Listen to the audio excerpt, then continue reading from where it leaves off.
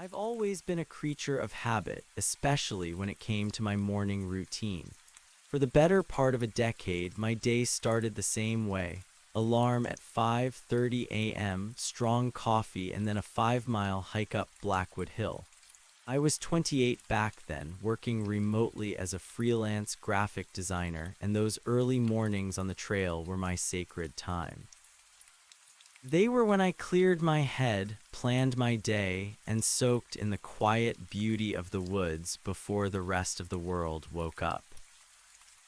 Blackwood Hill wasn't really a hill in the traditional sense, more like a decent-sized mound, maybe 300 feet tall, nestled just outside the small town of Willow Creek.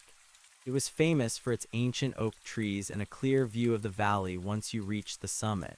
I knew every route, every switchback, every patch of moss on that trail like the back of my hand. It was my sanctuary, predictable and comforting. Most days I'd run into old Mr. Henderson with his basset hound, or Sarah, the local bird watcher, but only on weekends. During the week it was just me, and that was part of the appeal, pure unadulterated solitude. Living in Willow Creek, a place so small you could blink and miss it on a map, meant a certain kind of peace. We didn't have much in the way of crime or drama, just quiet lives and a shared love for the surrounding nature. Then came the storm. It wasn't just any storm, it was one for the record books, a real beast that rolled in fast and hung around for 3 days straight. Rain hammered down, turning the dirt roads into rivers, and the wind howled like something alive, tearing branches from trees. I spent those days holed up in my small cabin, watching the news reports, feeling a strange mix of awe and unease. The power flickered constantly, and by the third night it was out for good. My phone eventually died too, leaving me in the kind of silence that truly forces you to listen to the world outside. When the sun finally broke through on the fourth morning, painting the sky in a spectacular array of pinks and oranges, I felt a familiar pull. The air was crisp, washed clean by the rain, and the woods were calling. I needed to stretch my legs, needed that familiar sense of peace. I knew I should probably check on old Mrs. Gable down the road, or at least wait for the power to come back on before venturing too far. Maybe the trail would be washed out, or trees would be down. It was a mistake, a minor oversight that hindsight has magnified into a glaring error. But in the moment, all I felt was the urge to reclaim my routine, to see my hill. I laced up my worn hiking boots, grabbed my water bottle, and headed out. The air smelled of damp earth and pine, a comforting aroma. The path leading to the trailhead was muddy but passable. As I got closer, a strange feeling settled over me. It wasn't dread, not yet, more like a subtle hum, a quiet static in the air that just felt off. The entrance to the Blackwood Trail, usually marked by a sturdy wooden sign and a well-worn dirt path, looked different, darker. Almost as if the trees themselves had shifted, creating a denser, more imposing gateway. My heart gave a little skip. Nothing I could explain, just a feeling. The hill, Blackwood Hill, my familiar old friend, loomed ahead, shrouded in a thin, ethereal mist that hadn't been there before. And for the first time in 10 years of climbing it, something about its outline against the dawn sky didn't look quite right.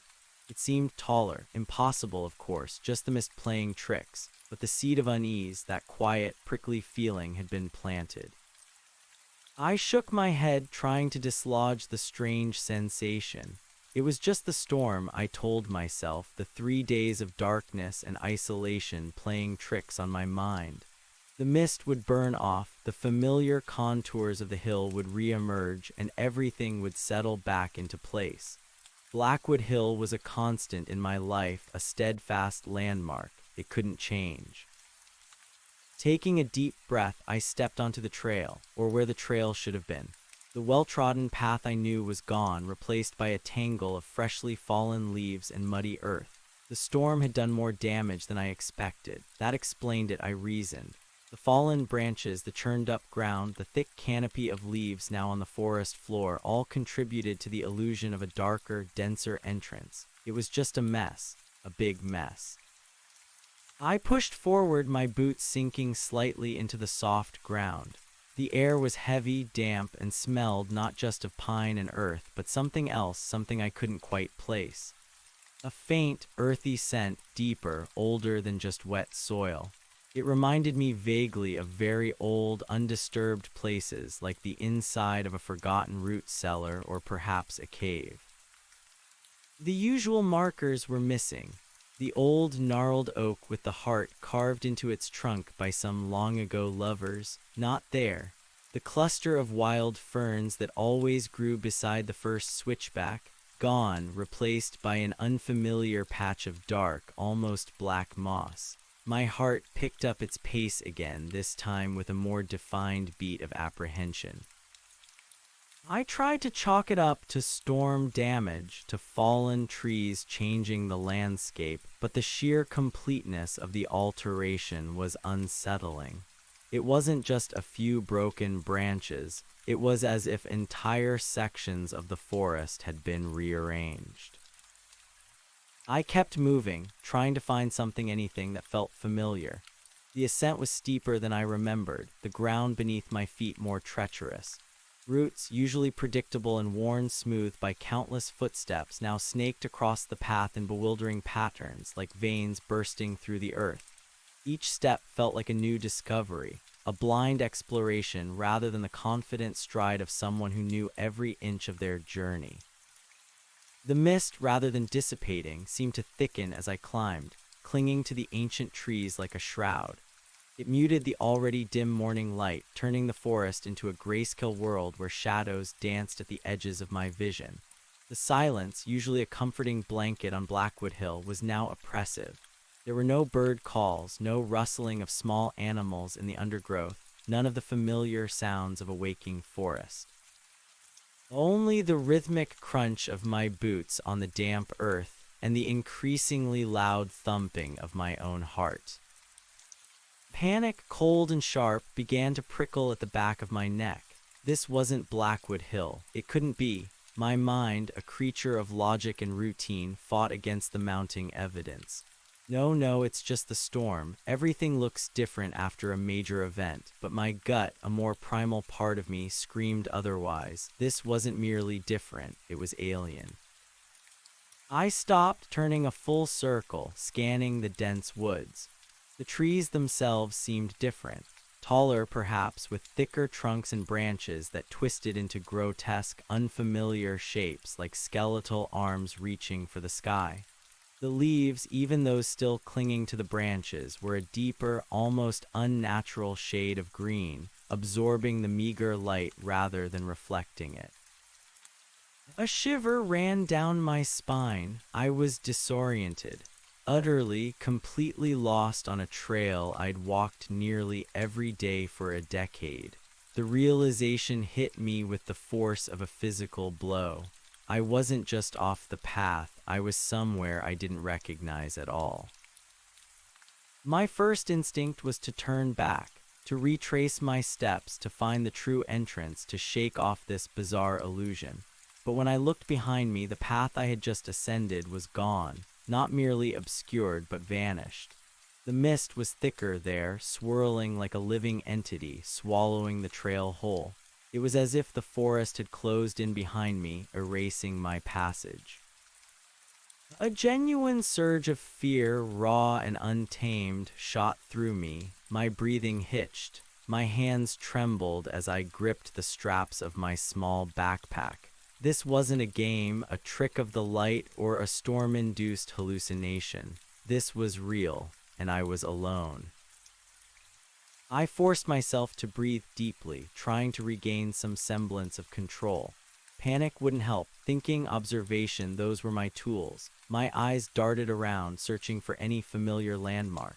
The sun, where was the sun? It should be rising higher, casting clearer light. But the mist and the dense canopy overhead created a perpetual twilight. I couldn't tell direction. North, south, east, west, they were meaningless here. "Hello," I called out, my voice sounding weak and thin in the oppressive silence. "Is anyone there?" Only the echo of my own voice answered, swallowed quickly by the absorbent forest. The silence that followed felt deeper, heavier, as if my shout had only served to emphasize the profound emptiness around me.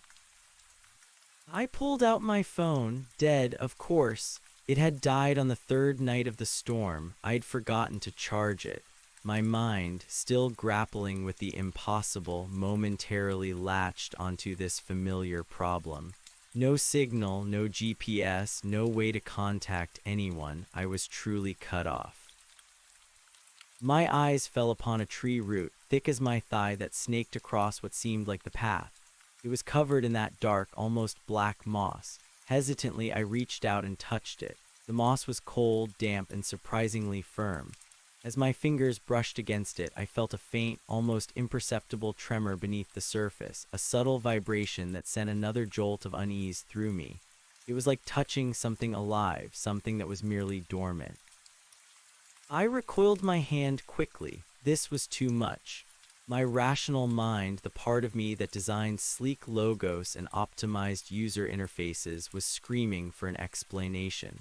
My survival instincts, however, were blaring alarm bells. Get out, turn back, run, but running where? The path behind me was gone, and the path ahead was an unknown nightmare. I decided to keep moving forward, hoping to reach the summit. The summit was my beacon, my familiar point of reference. If I could just get to the top, I'd be able to see the valley, orient myself, and figure out what in the blazes was happening. The thought of reaching that familiar clearing, of seeing Willow Creek nestled peacefully below, was the only thing keeping the rising tide of hysteria at bay. The climb became increasingly difficult. The terrain grew more rugged, more alien. The trees pressed in closer, their branches interwoven so tightly that they formed a perpetual murky ceiling. Strange, unfamiliar plants grew in the undergrowth, flora I had never seen on Blackwood Hill before. Some had leaves like dark, leathery scales. Others bore clusters of berries in an unnatural, glowing purple hue. I instinctively avoided touching any of them. The air grew colder as I ascended, despite the exertion of the climb. A damp chill permeated everything, making my breath mist in front of me.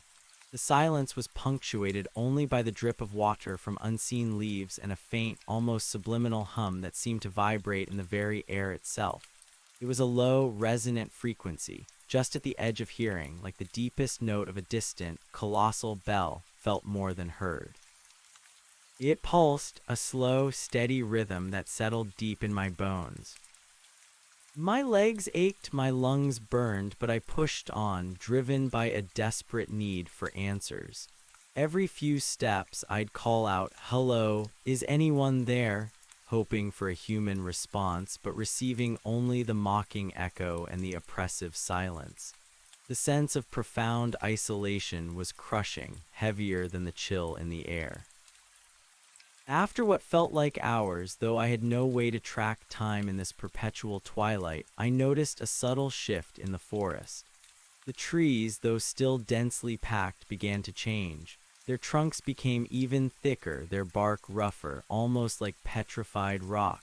They looked impossibly ancient, as if they had stood for millennia, silent witnesses to something profound and terrible.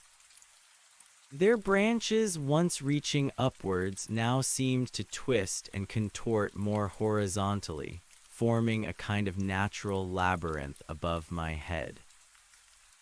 And then I saw it, or rather I felt it first.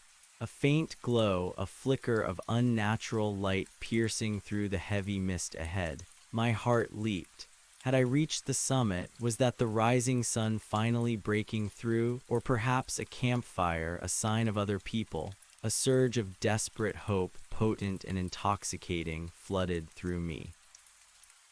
I quickened my pace, pushing through tangled undergrowth and tripping over unseen roots. The glow grew stronger, casting a pale, ethereal light onto the gnarled trunks and dark foliage. It wasn't the warm, golden light of the sun, nor the flickering orange of a campfire. This light was a cool, almost blue-white luminescence, like moonlight intensified 1,000-fold. It emanated from somewhere higher up, just beyond a final, impossibly dense thicket of trees. With renewed energy, I scrambled up a steep incline, pulling myself over a moss-covered log that seemed to form a natural barrier. I broke through the last line of trees and gasped. I was at the summit, but it wasn't my summit.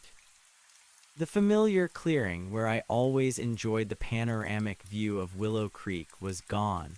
Instead, I stood on a circular plateau, perfectly flat and surprisingly barren.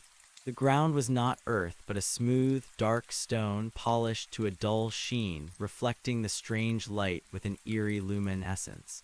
It felt ancient, impossibly old, like the exposed bedrock of the world. And in the very center of this plateau, piercing the sky, stood not a solitary oak, but a structure. It was colossal, easily 3 or 4 times the height of any tree, stretching up into the swirling mist above. It wasn't built of wood or stone in any way I recognized. It looked organic, yet utterly unnatural.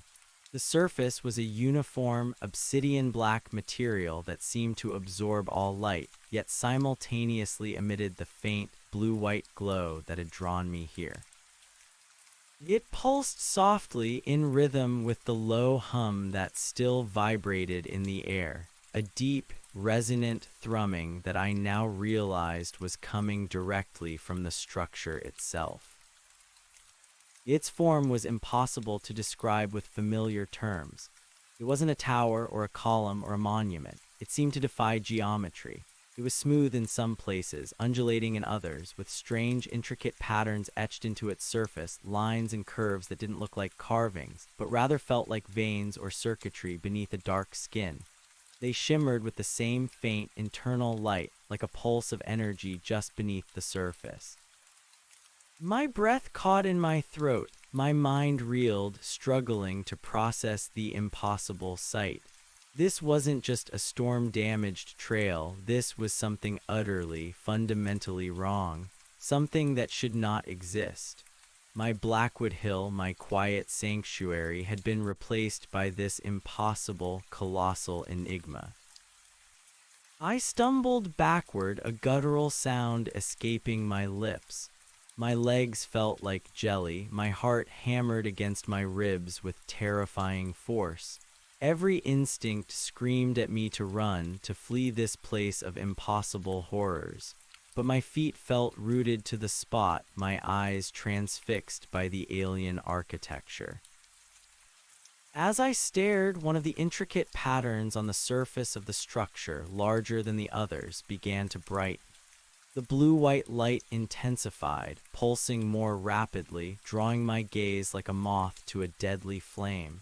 The hum grew louder, a deep, resonating thrum that vibrated through my very bones, making my teeth ache and my vision blur at the edges.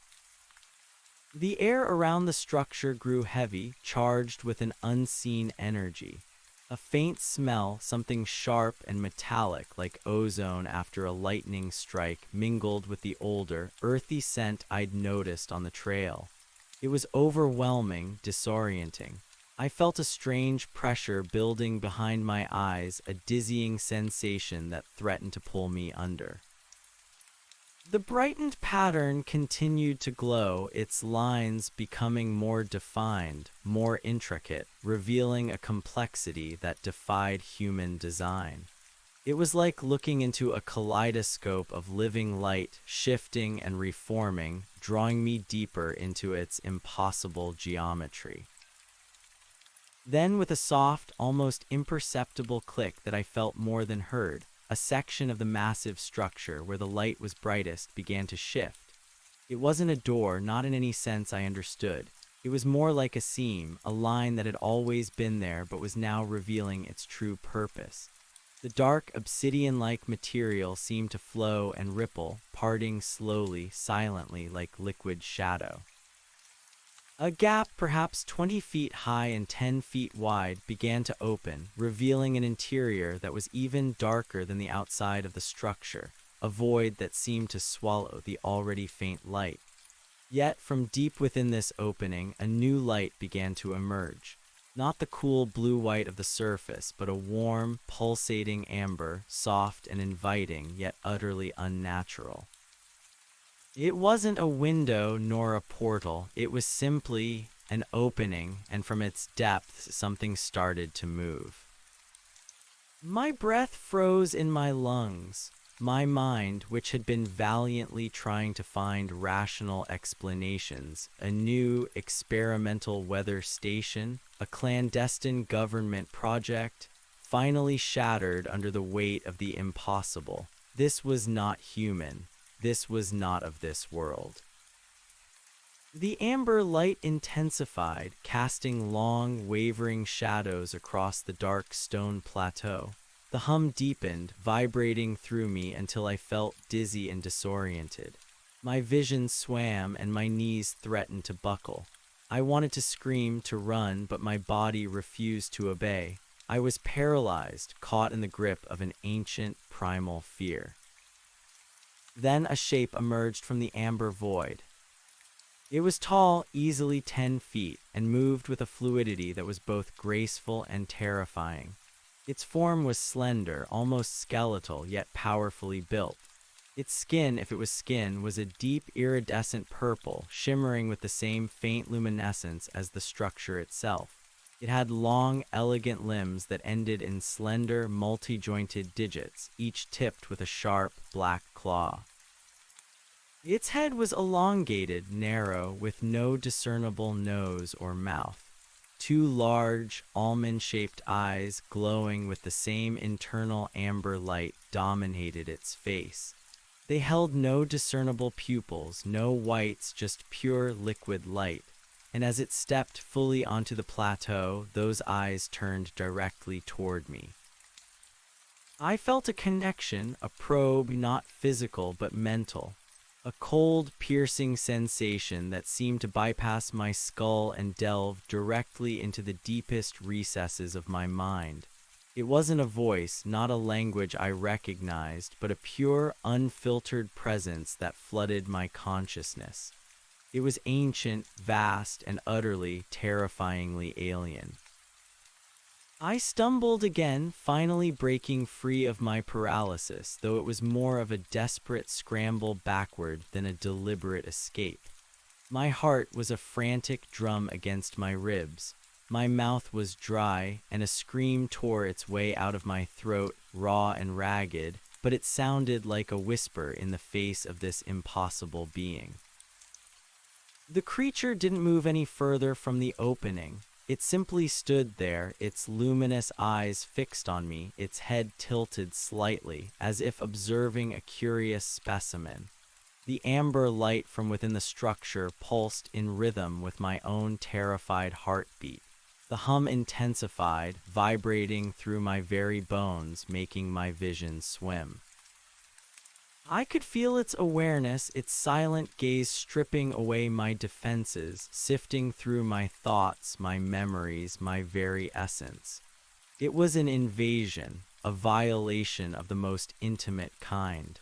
I felt utterly exposed, vulnerable, my entire life laid bare for this unimaginable entity. In a desperate primal surge of adrenaline, I turned and bolted. My legs, despite their prior exhaustion, found a reserves of power I didn't know I possessed. I didn't care which way I ran, only that I was moving away from it. I plunged back into the dark, twisted forest, stumbling over roots and crashing through unseen undergrowth, my lungs screaming for air, my mind a chaotic whirlwind of terror. The glowing eyes of the creature I knew were still on me. I didn't dare look back. I just ran blindly, frantically, deeper into the alien woods, away from the impossible structure, away from the glowing purple entity, away from everything I knew and understood. The trees seemed to close in around me, their gnarled branches reaching out like grasping fingers. The ground became a treacherous mosaic of slick moss and uneven stones. I could hear my own ragged gasps, the pounding of my blood in my ears, and the persistent, chilling hum that seemed to follow me, a constant reminder of the horror I had just witnessed. I ran until my legs gave out, until the searing pain in my lungs forced me to stop, hunched over, hands on my knees, gulping down air that felt thick and cold. I was deep within the woods, the glowing structure now completely out of sight, though the hum still resonated faintly, a distant echo of its presence. I looked around, wild-eyed, trying to gather my bearings. I was in a part of the forest even darker, even more overgrown than before. The canopy was so dense that only slivers of the strange blue-white light from the plateau filtered through, creating an oppressive gloom. The air here was heavy with the scent of damp earth and something else, something metallic and faintly sweet, like spilled blood mixed with ancient rust. A guttural sound, deep and resonant, rumbled through the air close by. It wasn't the hum. This was something else, a living sound. It was too deep to be an animal, too organic to be mechanical. It felt like it emanated from the very roots of the earth, a slow, grinding vibration that made the ground beneath my feet tremble faintly. My head snapped up. I spun around, my heart leaping into my throat. The sound seemed to come from everywhere and nowhere, surrounding me. It wasn't menacing, not overtly aggressive, but it was immense, powerful, and deeply unsettling. Then I saw them. Not one, but many. Shapes moving in the periphery of my vision, half hidden by the mist and the dense undergrowth. They were smaller than the giant purple creature, perhaps human-sized, but their forms were equally unsettling. They were hunched, their limbs thick and oddly jointed, their skin a mottled gray-green, blending almost perfectly with the moss-covered trees and rocks. They moved with a slow, deliberate gait, like heavy, ancient things awakening from a long slumber. They had no discernible faces, just smooth, featureless masses where their heads should be, topped with an array of short, thick tendrils that twitched subtly in the heavy air. Their eyes, or what I perceived as eyes, were small, pinprick glimmers of red light, barely visible in the gloom. They didn't seem to have mouths or any other visible sensory organs. They were everywhere, or seemed to be, moving silently, slowly, purposefully through the dense woods, not running, not chasing, but simply being, and they were closing in. Panic, fresh and potent, flared again. I was trapped, surrounded. I couldn't outrun them all, and I had no idea what they were or what they wanted. My mind screamed for a weapon, for a hiding place, for escape. But there was nothing, only endless alien forest and these silent, unsettling creatures emerging from the gloom. One of them, closer now, shifted its weight, and a faint, sickly sweet aroma like rotting flowers and raw earth wafted towards me. The red pinprick lights that were its eyes seemed to fix on me, and for the first time I felt something akin to recognition in their gaze. Not curiosity like the larger entity on the plateau, but something colder, more analytical, like I was an object, a specimen. I stumbled back, tripping over a thick root and falling hard onto my hands and knees.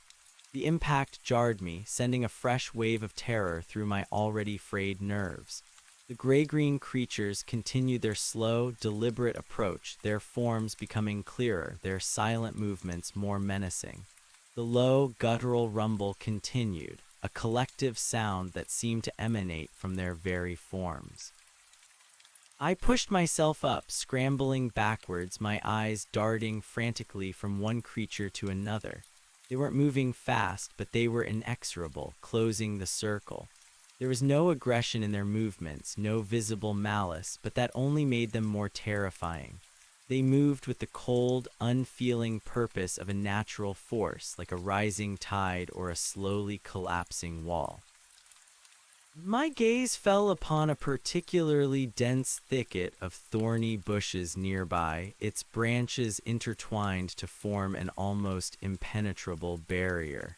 It was small, probably wouldn't hide me for long, but it was the only option I had. A desperate gamble. With a final surge of adrenaline, I lunged towards it, pushing my way through the sharp branches, ignoring the painful scrapes and tears on my skin and clothes. The thorns tore at my jacket, snagged in my hair, but I didn't care. I squeezed through a gap, forcing my way into the heart of the thorny tangle, hoping to disappear from their sight. The thicket was dark and cramped, the thorns digging into my back and arms, but it offered a momentary reprieve from their silent gaze. I pressed myself against the damp earth, trying to make myself as small and invisible as possible, my heart hammering like a trapped bird. I could still hear the guttural rumble, still feel their presence just outside my flimsy hiding place. Through a small gap in the thorns, I watched, barely daring to breathe.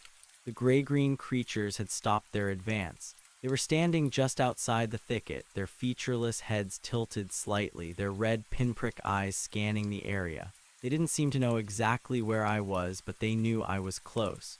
Their movements were methodical, almost intelligent, as they slowly began to circle the thicket, searching. The metallic, sickly sweet scent intensified, overwhelming my senses.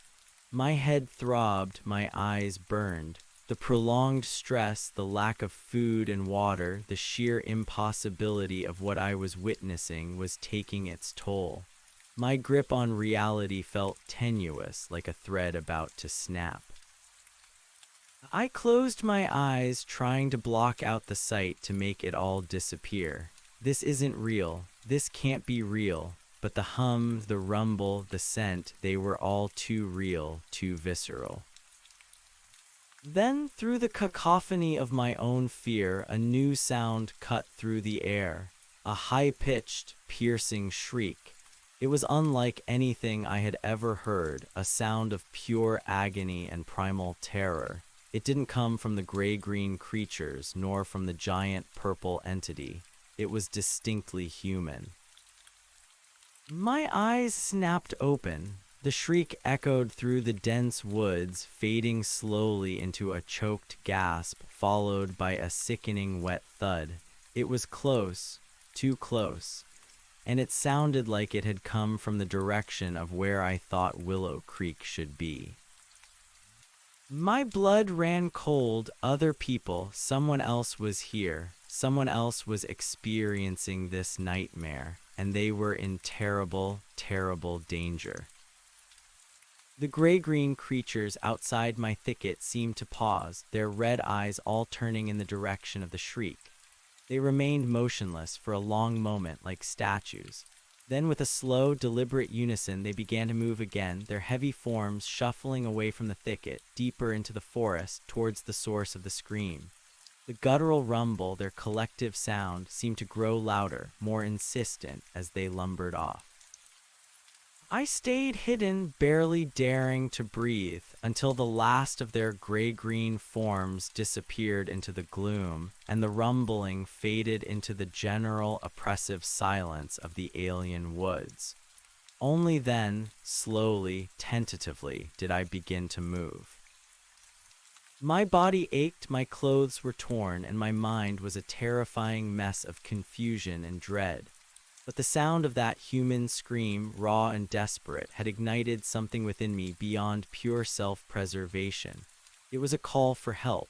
And despite the impossible horror of this place, despite the profound, fundamental wrongness of everything around me, I knew I couldn't ignore it.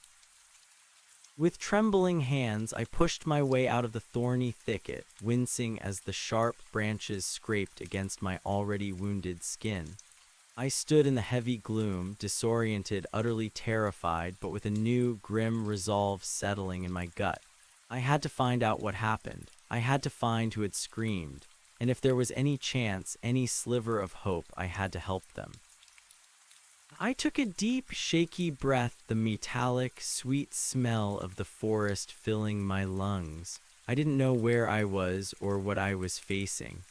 My Blackwood Hill was gone, replaced by a nightmare, but someone out there was in trouble, and I, against all odds, was still alive. I turned in the direction of the faded shriek and began to move slowly, cautiously deeper into the terrifying heart of this new, impossible world.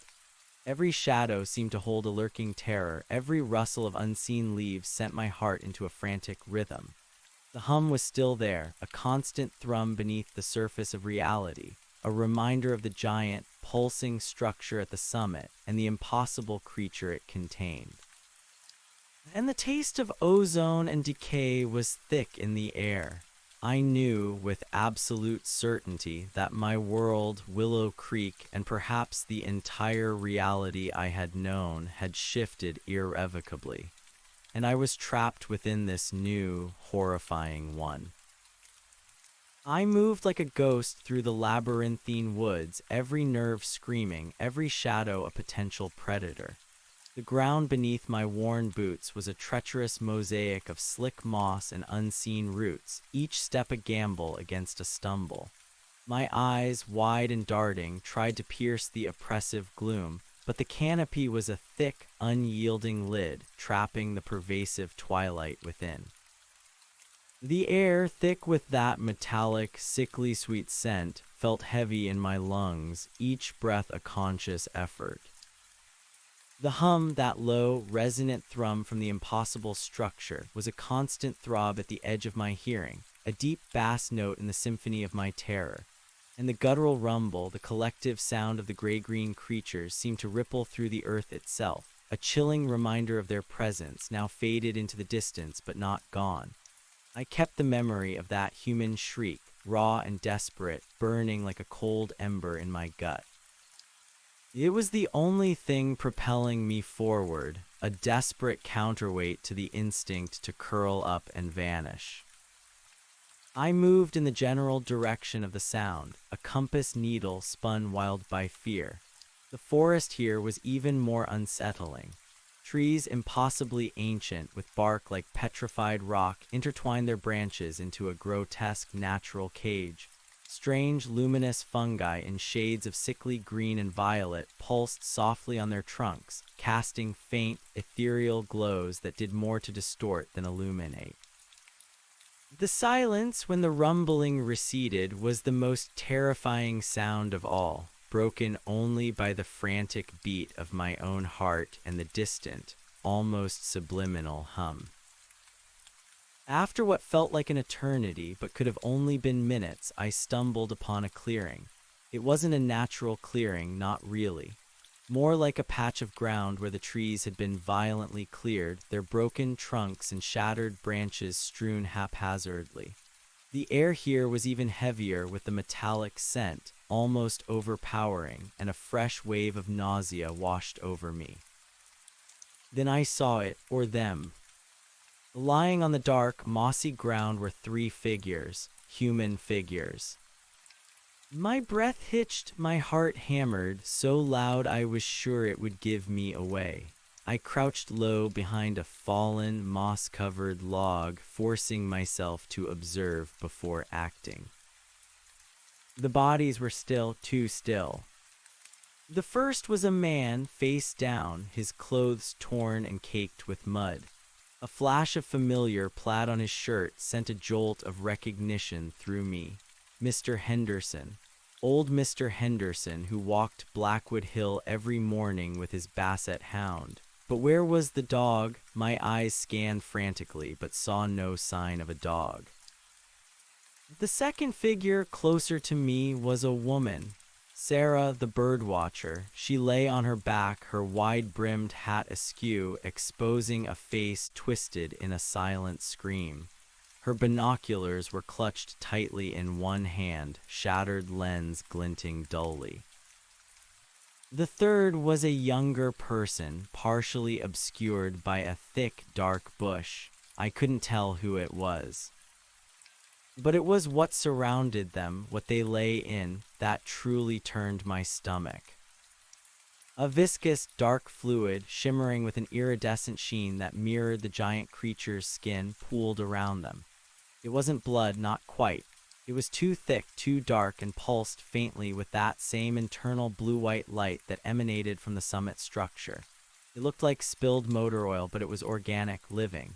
and it was slowly, inexorably seeping into the ground, absorbing into the moss and earth like hungry roots. The gray-green creatures were there, too, perhaps a dozen of them moving slowly, deliberately around the periphery of the clearing.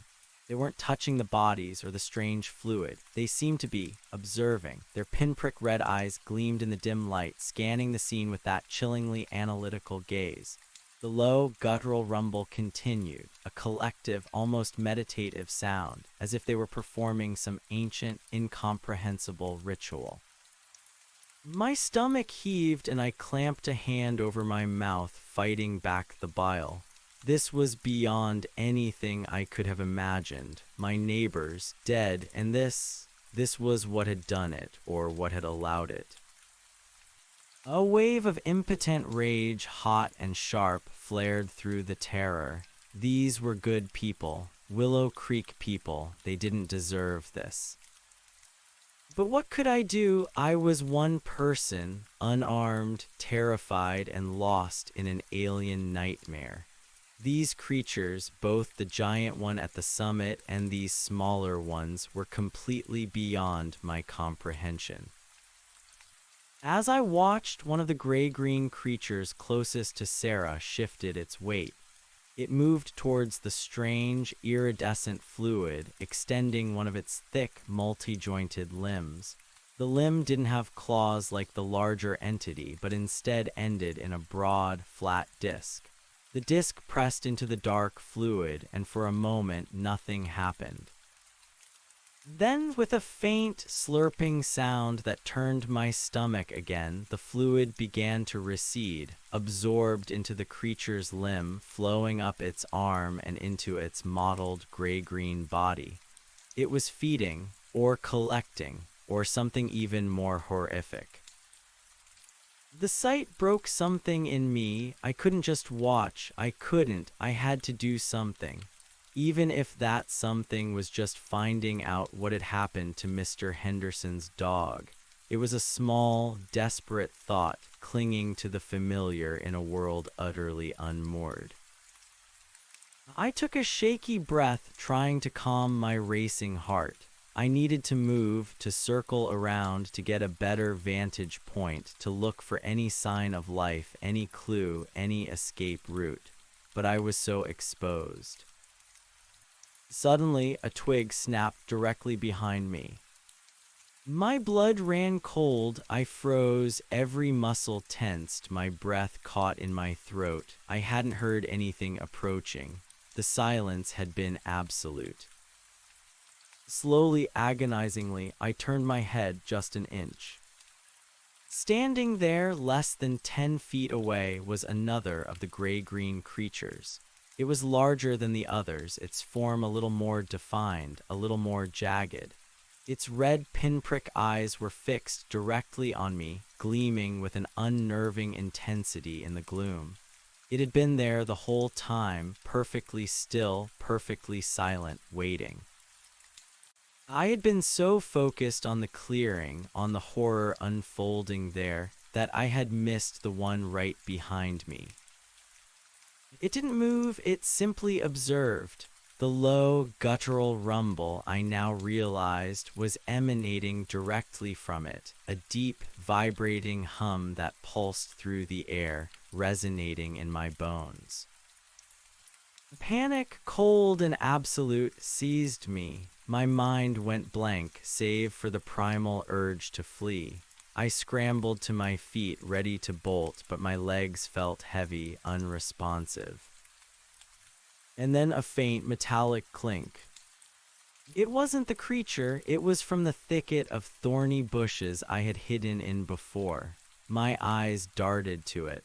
A small, silver object, barely visible in the dim light, lay half buried in the moss. It was too far to reach, too risky. The gray-green creature in front of me shifted, its head, that featureless mass, tilted. The red pinprick eyes seemed to brighten, focusing even more acutely on me. It took one slow, deliberate step forward. That single step broke the paralysis. My survival instincts kicked in, overriding everything else. I spun around, not towards the creature, but towards the densest part of the forest, away from the clearing, away from the things, away from it. I ran. I ran blindly, crashing through undergrowth, thorns tearing at my clothes and skin, roots tripping me at every other step.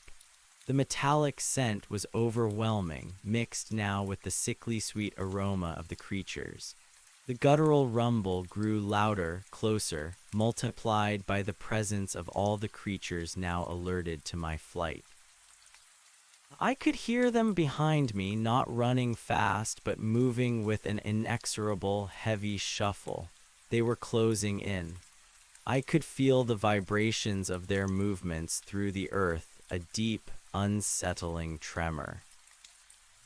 "Please," I gasped, the word ripped from my lungs, thin and desperate. "Leave me alone." The forest seemed to close in around me, the impossibly ancient trees twisting into grotesque shapes, their branches like skeletal arms reaching out to ensnare me. My breath burned in my lungs, a searing pain, but I pushed on, adrenaline coursing through my veins, lending me a desperate, fleeting strength. I saw a narrow crevice between two enormous, rock-like tree trunks. It looked impossibly tight, barely wide enough for me to squeeze through, but it was my only chance. I dove for it, scraping my shoulders and hips against the rough bark, forcing my way into the dark, confined space. I squeezed through to the other side, gasping, my body aching. I turned, pressing myself against the rough bark of the tree, trying to catch my breath. The crevice behind me was too narrow for the gray-green creatures. They stopped just at the opening, their featureless heads tilting, their red eyes glowing in the gloom. They couldn't follow. The guttural rumble continued, now a frustrated, grinding sound. They stood there, unmoving, a wall of mottled gray-green flesh and red pinprick eyes. They didn't try to force their way through. They simply waited, observing. I slid down the tree trunk, collapsing onto the damp earth, my legs giving out. My body trembled uncontrollably, my mind a chaotic mess of fear, exhaustion, and nausea. I was trapped. Again, but at least for now they couldn't reach me. I closed my eyes, trying to block out the sight of them, the heavy scent, the incessant rumble. I just needed a moment to breathe, to think. But the silence was quickly shattered.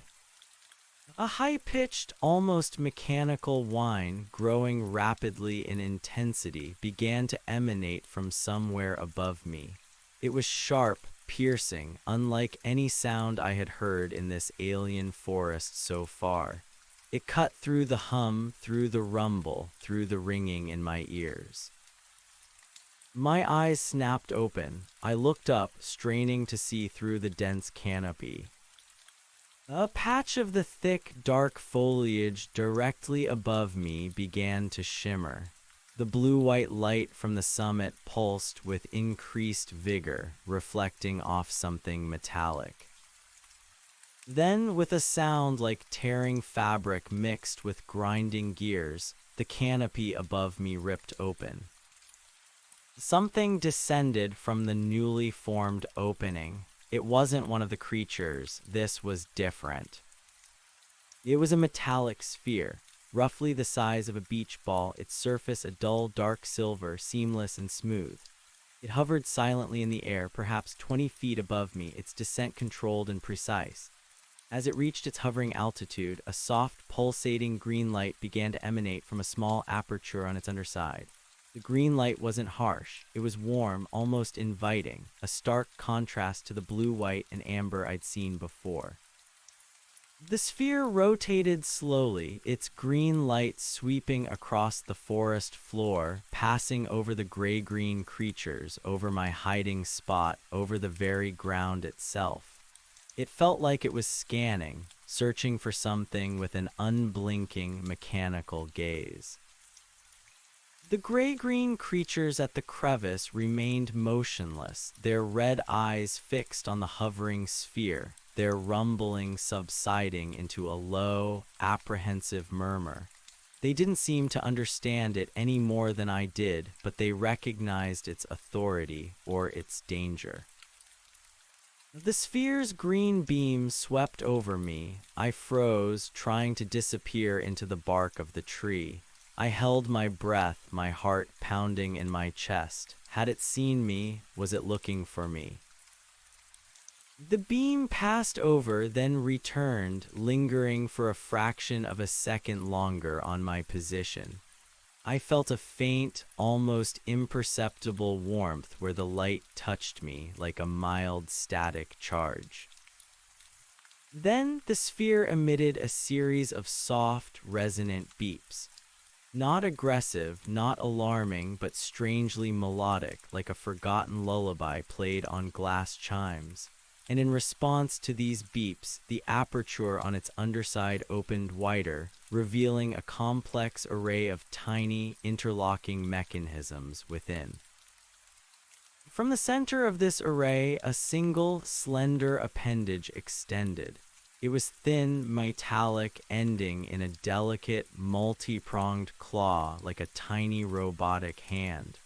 The appendage stretched downwards, slowly, precisely, until it hovered just a few feet above the forest floor. Then it dipped, and with unnerving accuracy, it reached directly for the silver object I had seen earlier near the thorny thicket. The tiny claw closed around it, lifted it gently, and retracted back into the sphere. The sphere emitted another series of melodic beeps, then rose slowly, silently, back up through the torn canopy, the opening above me sealing itself with a sound like air rushing into a vacuum. The high-pitched whine faded, and then silence, a heavy, oppressive silence. The gray-green creatures at the crevice remained for a long moment, their red eyes still fixed on the spot where the sphere had vanished. Then, with a unified, guttural rumble, they turned and began to lumber away, deeper into the forest, leaving me alone once more. I watched them go until their forms disappeared into the gloom and their rumbling faded into the omnipresent hum. Only then did I allow myself to breathe again, a shuddering gasp that racked my aching body. What was that? Another piece of this impossible puzzle, another layer of alien strangeness. It hadn't seemed overtly hostile, but its mechanical efficiency, its silent presence, its complete indifference to me was chilling. And what had it taken? The silver object. A memory surfaced, hazy and incomplete due to the shock. When I'd initially hidden in the thorny thicket, I'd seen something glint. A small, silver flask, a pocket knife, something familiar, something human. Had it been Mr. Henderson's or Sarah's? The thought that this mechanical drone was collecting human artifacts, perhaps evidence, was profoundly disturbing. I pushed myself up, my legs still trembling, my muscles screaming in protest. The immediate threat was gone for now, but I was still trapped, still lost, and now burdened with the horrifying knowledge of what had happened to my neighbors. My mind, still struggling to find purchase in this nightmare, latched onto a desperate need for water. My mouth was dry, my throat raw from shouting and gasping. The air was thick, heavy, and the metallic sweet scent was beginning to trigger a dull ache behind my eyes. I needed to find a stream, some clean water, something to wash away the taste of fear. I moved cautiously, heading in a direction I hoped was downhill, instinctively seeking the path of least resistance, a path that might lead to water. The forest was still alien, still oppressive, but the immediate, heart-stopping terror of direct pursuit had receded, replaced by a deep, gnawing dread. As I walked, the faint hum from the summit structure continued its hypnotic thrum, a constant reminder of the impossible giant, the iridescent purple entity, waiting up there. I tried not to think about it, to focus on the immediate, on putting one foot in front of the other. The ground began to slope more sharply, leading me into a gully. The trees here were even denser, their roots forming tangled obstacles. The air grew colder, and a faint, trickling sound reached my ears. Water hope flared, a small, fragile spark in the overwhelming darkness. I pushed through a curtain of thick, leathery leaves, emerging onto a narrow, rocky ledge overlooking a small stream. It wasn't sparkling clear like the streams on Blackwood Hill. The water was dark, almost black, reflecting the dim light with a strange, oily sheen. But it was moving, and it was water. I scrambled down to the bank, heedless of the sharp rocks, and knelt, cupping my hands. The water was surprisingly cold, almost icy. I brought it to my lips, hesitating for a moment. It looked clean enough, despite its dark color. My thirst was overwhelming. I drank slowly, carefully.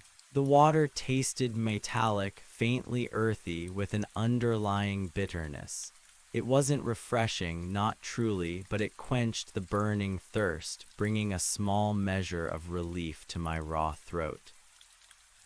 As I drank, my eyes scanned the immediate surroundings. The stream flowed from a dark opening in the rock face nearby, a small cave mouth almost completely obscured by hanging moss and twisted roots. The air emanating from the cave was even colder than the stream water, carrying with it a deeper, more profound earthy scent like an ancient tomb. And just at the edge of the stream, where the water met the bank, I saw something else, something utterly out of place. A single flower. It wasn't one of the strange, luminous flora I'd seen in this forest. This flower was delicate, small, with 5 petals of a pure, vibrant blue. It was a forget-me-not. A common wildflower from Willow Creek, a flower I'd seen countless times on Blackwood Hill. My breath caught a tiny, impossible glimmer of familiarity in this nightmare landscape. It was real. It was from my world. I reached out, trembling, and touched its delicate petals. They felt real, soft, fragile. It shouldn't be here. It couldn't be, but it was. My mind, fractured and reeling, clung to that tiny blue flower like a drowning person to a life raft. If a forget-me-not could grow here, then perhaps there was still a connection. Perhaps this wasn't an entirely separate reality. Perhaps my Blackwood Hill, my Willow Creek, was still somewhere. The thought, faint and desperate, provided a new flicker of resolve. I wasn't just surviving anymore. I was searching for a way back, searching for answers. But the flower also raised a chilling question. How had it come to be here? Had it been carried by the storm, or had it somehow grown from a seed that had survived the impossible shift? I pushed myself up, my gaze drawn back to the dark cave entrance. The air coming from it was almost frosty. Something deep within me, an ancient, primal instinct, warned against entering. But something else, a desperate curiosity, a need for answers, pulled me forward. The stream flowed from it. Was this a source, a connection? I stood before the cave mouth, the hanging moss brushing against my face. It was pitch black inside, a true void. The air was still heavy, and that profound earthy scent was stronger here, almost metallic with a faint hint of decay. It reminded me again of a forgotten root cellar, but infinitely deeper, infinitely older. I hesitated, fear battling curiosity. This entire forest was a danger. A dark cave, an unknown space could be a fatal trap, but the forget-me-not, the stream, the desperate hope for answers. I reached into my pocket, finding a single half-crushed granola bar I'd shoved there that morning. It was stale and crumbling, but it was food. I ate it slowly, chewing mechanically, trying to draw strength from the meager calories. The dry, bland taste was a small anchor in the storm of my senses. Then, with a deep, shaky breath, I made my decision. I needed to know, I needed to understand, and this cave felt like it held a piece of that understanding. I pulled out my phone again, a futile gesture, but the dead screen reminded me of my helplessness. No light, I had no torch, no fire, nothing. I fumbled in my pockets, hoping for a stray match, a lighter, anything, nothing. I was utterly unprepared. My eyes adjusted slowly to the profound gloom. I could barely make out the immediate rock formations just inside the entrance. The floor was rough, uneven, slick with moisture. A faint, almost imperceptible whisper seemed to emanate from the cave's depths. Not a voice, not a language, but a soft, sibilant sound, like dry leaves skittering across stone. It was barely audible, just at the edge of hearing, and it sent a fresh shiver down my spine. I took one step, then another, into the darkness, my hand outstretched, brushing against the cold, damp rock face. The air grew colder, the whisper more distinct. It wasn't wind, it was rhythmic, a faint, repetitive scraping, like something being dragged across stone. I froze, listening intently. My heart hammered against my ribs, a frantic drum in the oppressive silence. The scraping sound was distant, but it was coming from deeper within the cave. What could be making that sound? One of the gray-green creatures, the giant purple entity, something else entirely. Every instinct screamed at me to turn back, to flee this new, unknown horror. But the whisper, the scraping, drew me forward, a morbid curiosity overriding my terror. I had come this far. I had seen what I had seen. What more could this place throw at me? I crept forward, one hesitant step at a time, my arms outstretched, feeling my way along the cold, slick walls. The darkness was absolute, a heavy velvet curtain that swallowed all light, all form. I was truly blind here, relying solely on touch and sound. The scraping sound grew louder, more distinct. It was a slow, deliberate rhythm, a harsh SHHA chunk, SHHA chunk, like heavy stone grinding against stone, or something vast and heavy being slowly pulled. And then I smelled it, not the metallic sweet scent of the forest or the older earthy smell of the cave, but something sharp, acrid, like burnt chemicals mixed with something organic. Something sickeningly familiar. Ozone and something else, something vaguely antiseptic yet profoundly foul. A faint, flickering light appeared ahead, a soft, pulsating green emanating from the depths of the cave, growing brighter with each agonizing step I took. It was the same shade of green as the light from the metallic sphere, but this was larger, more intense, illuminating the cavern walls with an eerie, sickly glow. The scraping sound, the shha chunk, was now accompanied by a low, mechanical whir, like heavy machinery slowly turning. And the air grew even colder, so cold that my breath plumed visibly in front of me, even in the faint green light. I rounded a bend in the cavern, and the space opened up into a vast, natural chamber. My breath caught in my throat. My mind, already stretched to its breaking point, simply recoiled from the sight. The chamber was enormous, far larger than the cave entrance suggested, seemingly carved out of the very heart of the mountain.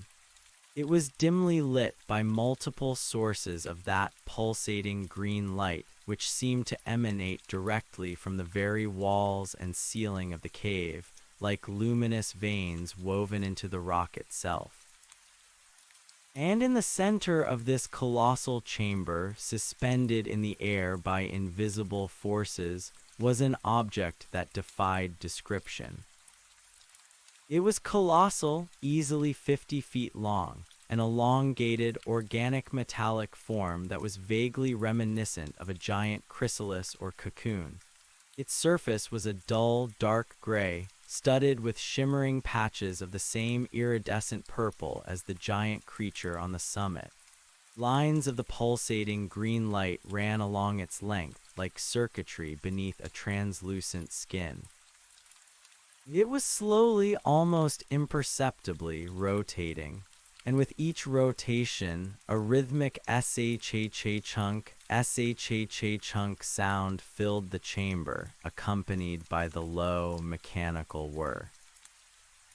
My eyes scanned the chamber, trying to make sense of the impossible sight. The walls were covered in strange, intricate patterns resembling ancient carvings, but they pulsed faintly with the green light as if alive. And scattered across the vast cavern floor, I saw more of the metallic spheres, the same size as the one I had seen in the forest, perhaps a dozen of them hovering silently, perfectly still. Then I saw the other beings. Not the gray-green lumbering things, these were different. Smaller, more slender, with bodies that seemed to shimmer with the green light of the cavern itself. They moved with a fluidity and grace that belied their alien forms, drifting silently through the chamber, tending to the giant chrysalis. Their limbs were long and multi-jointed, ending in delicate, almost transparent digits. Their heads were smooth, elongated, devoid of any discernible features, save for two large, luminous green eyes that glowed with an internal light. They were working or performing some incomprehensible task. They moved around the chrysalis, their transparent hands occasionally touching its surface, sending ripples of green light across its gray-purple skin. They seemed completely absorbed in their work, oblivious to my presence. I pressed myself against the cavern wall, trying to melt into the shadows to become invisible. These beings, these green-eyed entities, were clearly intelligent, clearly technological, clearly in charge of this impossible operation. And the giant chrysalis, what was it? As I watched, one of the green-eyed entities floated closer to the chrysalis. Its delicate, multi-jointed hand touched a specific point on the surface, and a section of the gray-purple skin began to ripple, becoming translucent. And through the now transparent membrane, I saw something truly horrifying. Within the chrysalis, suspended in a viscous, amber-colored fluid, was a form, a living form. It was unmistakable, the same elongated head, the slender, powerful limbs, the iridescent purple skin. It was one of the giant creatures from the summit. My blood ran cold. This wasn't just a structure, it was a nursery, a factory, a breeding ground. The giant creature within the chrysalis was moving, slowly, sluggishly, its amber eyes closed as if in a deep, unnatural sleep. It was being grown, nurtured, prepared. The green-eyed entities were cultivating these impossible beings. This entire mountain, this alien forest, this shifted reality was a staging ground. For what? My mind screamed in protest. This was too much. The death of my neighbors, the terrifying pursuit, the giant structures, the alien creatures, and now this, a breeding chamber for the things that had taken over my world. A profound, bone-deep weariness settled over me. I was exhausted, terrified, and completely out of my depth. My will to fight, my fragile resolve, began to crumble under the weight of this impossible revelation. The hum from the summit, though faint here, still thrummed in my bones. The giant creature up there, the one that had emerged from the obsidian structure, it was like this one. And there were more being cultivated, prepared. My eyes fell upon a small alcove in the cavern wall, darker than the rest of the chamber, almost completely hidden by a particularly thick cluster of luminous green-veined roots. It was small, tight, but it offered concealment. I moved silently, deliberately, my body aching with every movement, inching my way towards the alcove. I had to hide. I had to process this. I couldn't face these new, ethereal beings, not now, not when I had just seen the raw, horrifying truth of what they were doing. I slipped into the alcove, pulling the thick, glowing roots closed behind me, effectively disappearing from the chamber. It was cramped, cold, and smelled faintly of damp earth and burnt ozone, but it was dark and it was safe for now. From my hiding place, I watched the green-eyed entities tend to their colossal chrysalis. Their movements were graceful, silent, their luminous green eyes focused intently on their work. They emitted no sounds, no communication that I could discern, just the soft whir of the chrysalis and the rhythmic SHHA chunk as it slowly rotated. I felt a profound, chilling sense of cosmic horror. I had stumbled into something ancient, something vast, something far beyond human comprehension. My small town, my quiet life, had been swallowed whole by an incomprehensible alien force. Hours passed, or what felt like hours. I had no way to track time. My body ached, my muscles stiffened from the cold and the cramped position. My stomach growled, a hollow, painful ache. Fear and exhaustion gnawed at me, threatening to pull me under.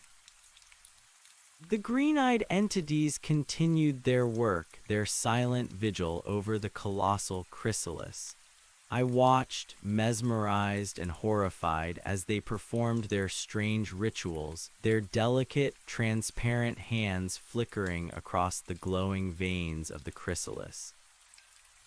Then a new sound, a faint, high-pitched ping like a sonar pulse, echoed through the cavern.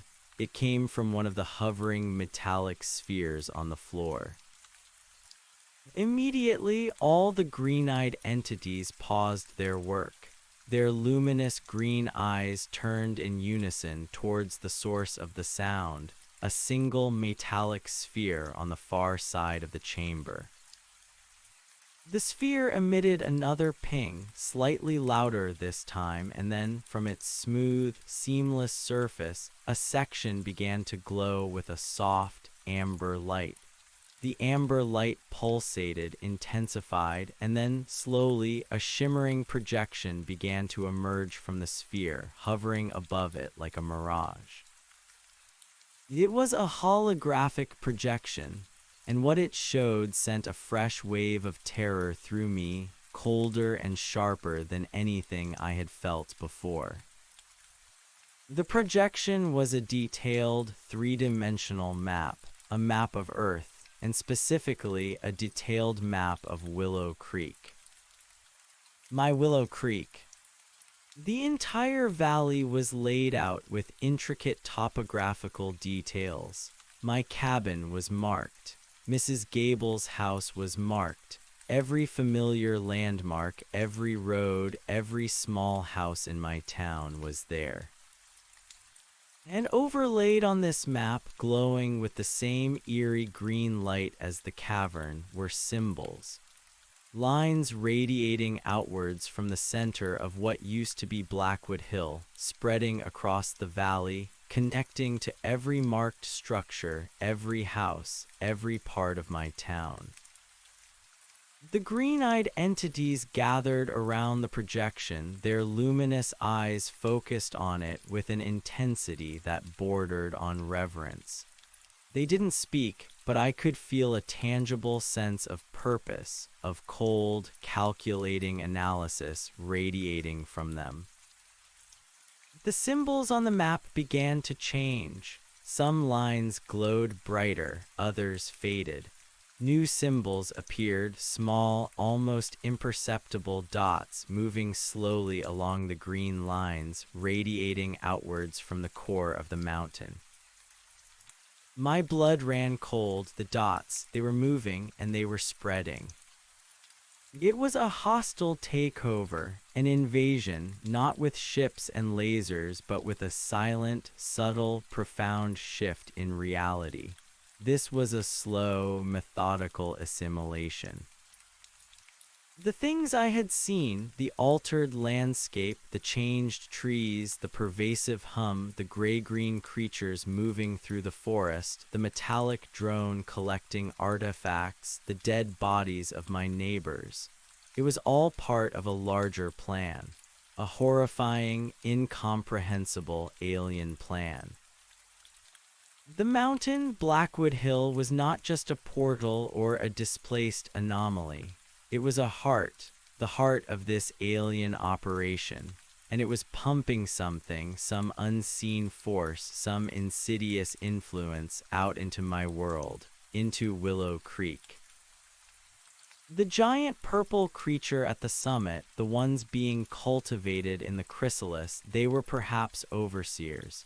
The gray-green creatures, the lumbering things, they were perhaps drones or collectors or harvesters.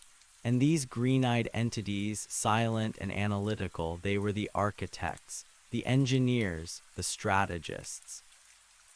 My small, quiet town was being absorbed, assimilated, replaced.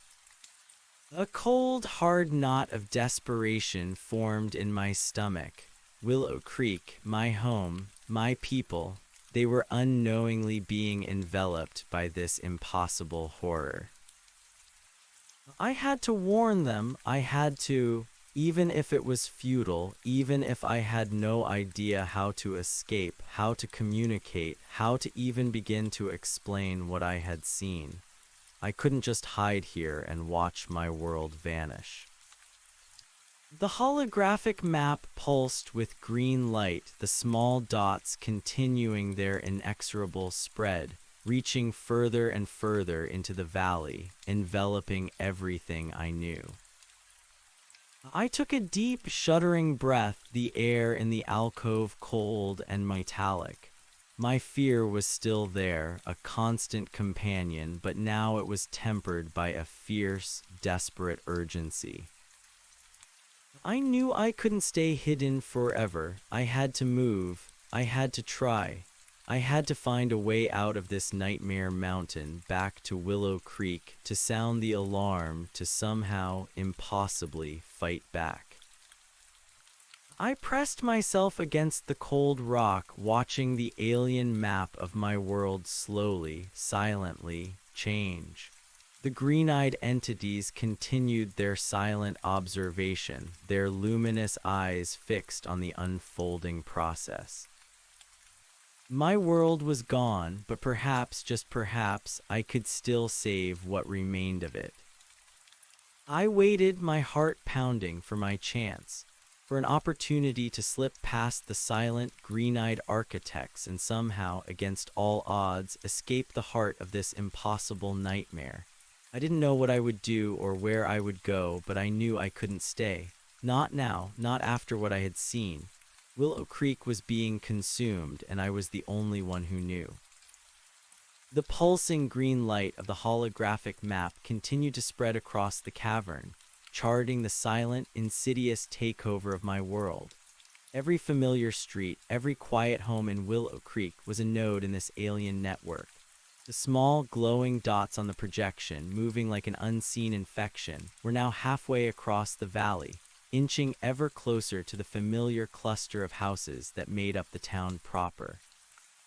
My cabin, a bright green pinpoint, was almost at the edge of the affected zone.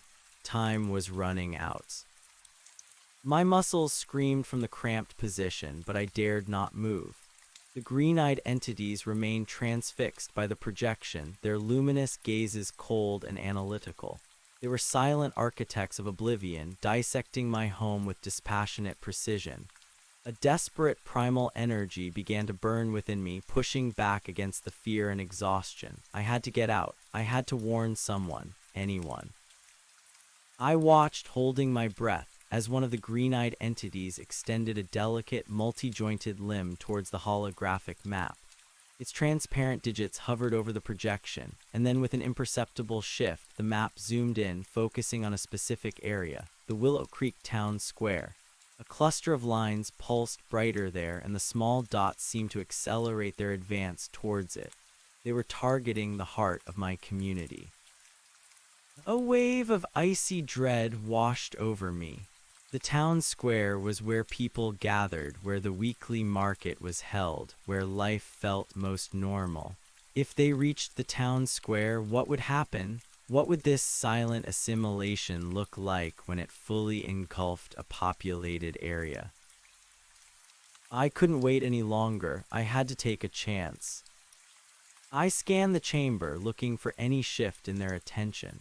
The green-eyed entities remained absorbed in their tactical display, their backs mostly turned to my alcove. The rhythmic SHHA chunk of the colossal chrysalis and the low mechanical whir provided a steady, if unnerving, soundtrack to their work. The hovering metallic spheres on the floor remained still, inert sentinels. Slowly, carefully, I began to ease myself out of the alcove. Every movement was excruciatingly slow, measured, deliberate. The thick, luminous roots that had provided my concealment rustled faintly as I parted them. I held my breath, listening, waiting for an alarm, a sudden turning of those glowing green eyes. Nothing. I was out, pressed against the cold rock wall. I flattened myself as much as possible, inching along the periphery of the vast chamber. The air was still thick with the acrid scent of ozone and decay, but now mingled with a faint, cloying sweetness like exotic flowers that seemed to emanate from the green-eyed entities themselves. My eyes darted between the silent architects and the path ahead towards the dark bend in the cavern that led back to the stream and hopefully to the outside.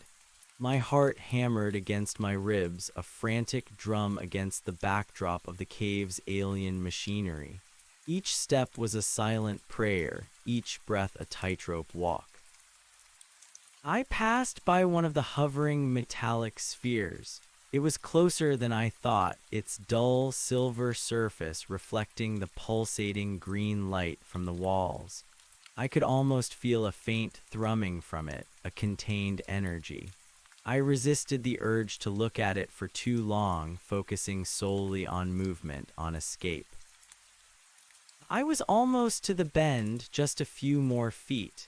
My leg muscles burned with the effort of silent, controlled movement. The holographic map of Willow Creek, now showing the green lines converging on the town square, glowed menacingly in my peripheral vision. Then one of the green-eyed entities, the one that had been interacting with the map, emitted a soft, almost inaudible chime. It wasn't an alarm, not a shriek of warning, but a melodic tone that seemed to ripple through the air. My blood ran cold. Had it seen me? Had it detected something? All the other green-eyed entities paused, their luminous gazes still on the map, but their bodies tensed as if listening, receiving. The chrysalis continued its slow rotation, but the SHHA chunk seemed to deepen, grow heavier. I froze, pressed against the cold rock, barely daring to breathe. My eyes were fixed on the green-eyed entity that had chimed. Its smooth, featureless head tilted slightly, and its glowing green eyes swept across the chamber, not directly at me, but slowly, meticulously, taking in the entire space. I couldn't move, I couldn't even blink. I was a statue, a breath held hostage by terror. The green light from its eyes swept past my hiding spot, then came back, lingering for a fraction of a second longer. Did it see me? Did it know? Then, with another soft chime, the entity turned its attention back to the holographic map. The other entities relaxed, returning to their silent vigil. The brief moment of tension passed, leaving me trembling, drenched in a cold sweat. It had been close. Too close. They were aware, always aware, even if their focus was elsewhere.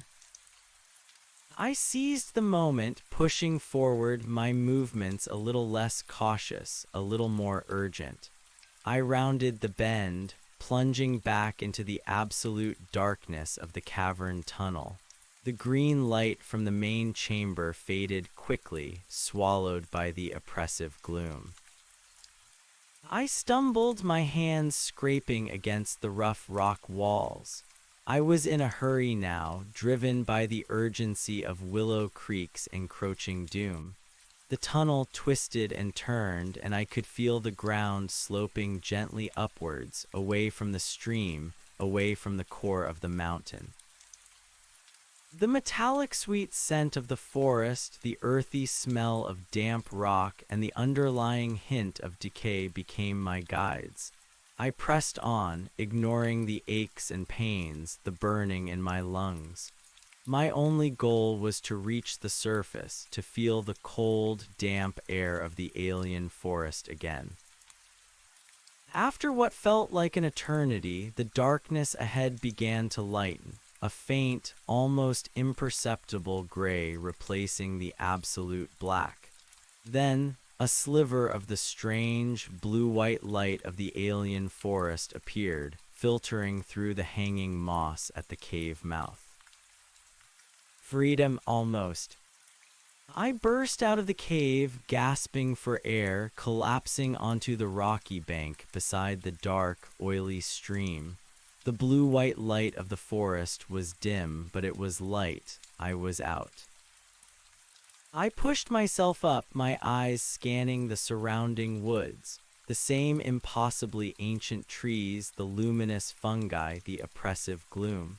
The hum from the summit structure was still there, a constant vibration in the air, a reminder of the giant purple entity watching over this nightmare. But for now, no gray-green creatures, no metallic drones. My mind immediately returned to the map, the town square. The urgency was a physical ache in my chest. I had to move, and fast. But which way? The forest was a labyrinth, twisting and turning, unrecognizable from the Blackwood Hill I knew. I remembered the general direction of the human scream, which I had presumed was towards Willow Creek. It was the only bearing I had. I started moving, pushing through the thick undergrowth, scrambling over roots and moss-covered rocks, always striving to move downhill, hoping it would lead me out of the mountain's immediate influence. The forest was eerily quiet, save for the distant hum and the frantic pounding of my own heart. The metallic, sickly sweet scent was still pervasive, a constant reminder of the alien presence. Every shadow seemed to hold a lurking terror, every rustle of leaves sent a jolt of fear through me. As I ventured deeper, the character of the forest began to shift again. The trees, while still ancient and gnarled, seemed to grow less densely. The blue-white light from the summit, though still present, felt diluted, less intense, as if its power was weakening with distance. The air, though still heavy, tasted faintly less metallic, more like true earth and decaying leaves. Then, through a thinning of the canopy, I caught a glimpse of something familiar. A silhouette, a distant peak, one I recognized from the Willow Creek skyline, its outline unmistakable against the swirling mists. It was Mount Cinder, a dormant volcano that bordered our valley. Hope flared hot and sharp, cutting through the dread. I was getting closer. I was finding my way back. I pressed on with renewed vigor, the sight of Mount Cinder a beacon in the gloom. The ground became less treacherous, the roots less tangled.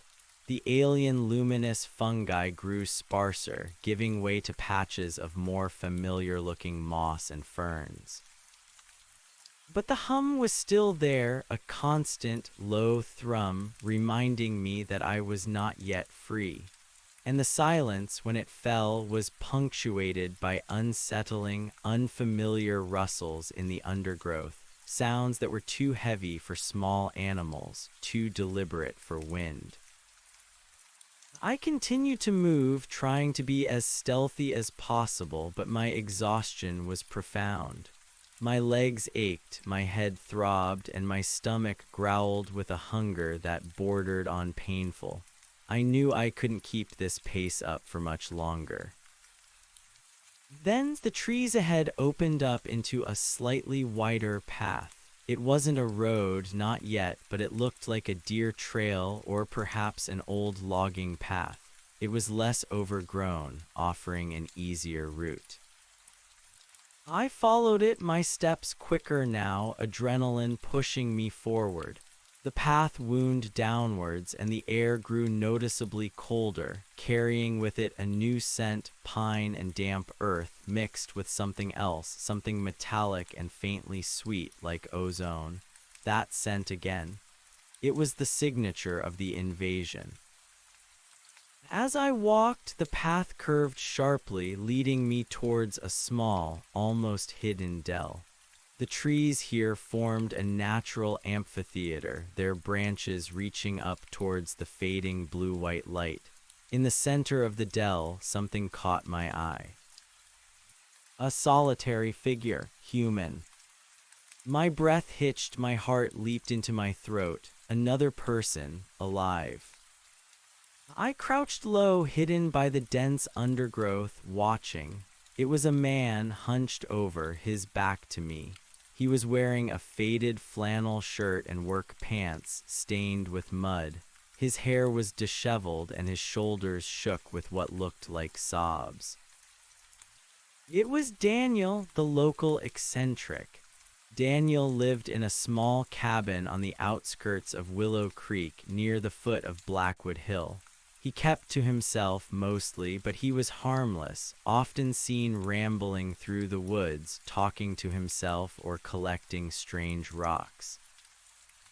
He was alive, a human being, a survivor.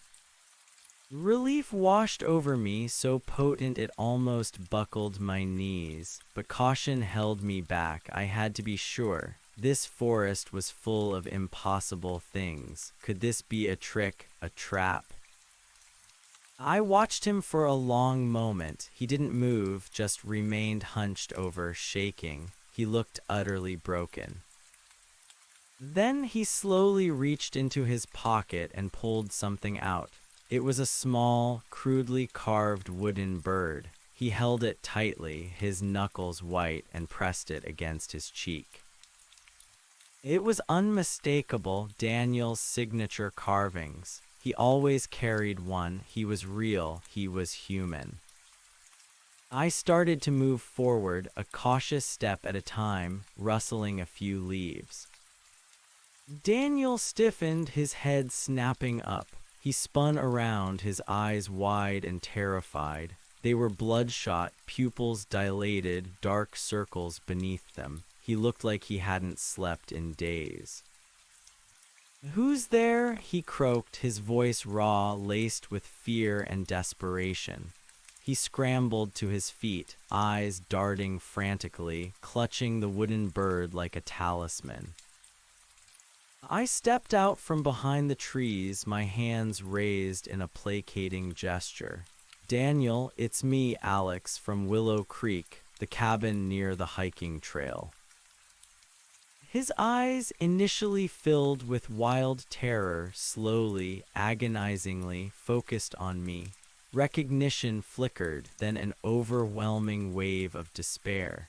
His shoulders sagged, and the wooden bird fell from his grasp, landing softly on the moss. Alex, he whispered, his voice barely audible. You're alive. Barely, I replied, my voice hoarse. What happened, Daniel? Are you okay? Where's everyone else? He just stared at me, his eyes unfocused, brimming with unshed tears. He swayed on his feet, looking utterly lost. They're gone, Alex, he choked out, his voice breaking. All of them, Willow Creek, it's not Willow Creek anymore. My blood ran cold, the map, the dots, the assimilation, it had happened, it was happening. What do you mean, Daniel? What did you see? What did they do? I pressed, urgency making my voice sharp.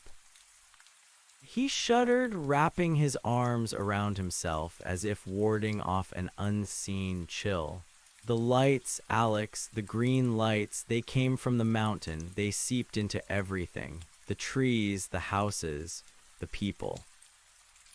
He looked at me, a desperate, frantic plea in his eyes. They changed, Alex. They didn't die, not like the ones who screamed. The others, they changed. It changed how my stomach churned with a fresh wave of dread. This was worse than I imagined. Their eyes, Daniel whispered, his voice trembling. Their eyes glowed green, like the lights. They didn't talk, they didn't scream, they just moved slowly, like they were waiting, like they were harvesting. Green eyes like the entities in the cavern, like the lines on the map. The air, Daniel continued, pointing a trembling finger vaguely towards the direction of town. It smells like that now, metallic, sweet, like the whole world is rusting and rotting at the same time. He looked down at his hands, twisting them, his face a mask of profound agony. I saw Mrs. Gable. She was in her garden, her eyes, they were green, and she was touching her prize-winning roses, and they were glowing too, green. My mind reeled. Mrs. Gable's roses, they were her life. For them to be glowing green, for her to be transformed, was unthinkable. Did you see anyone else? I asked, a desperate hope clinging to my voice. Any survivors, anyone who wasn't changed? He shook his head slowly, his eyes wide and vacant. No, just the changed ones, and the others, the gray ones, they were everywhere, moving through the streets, silent, collecting things. The gray-green creatures, the harvesters, they had moved into town.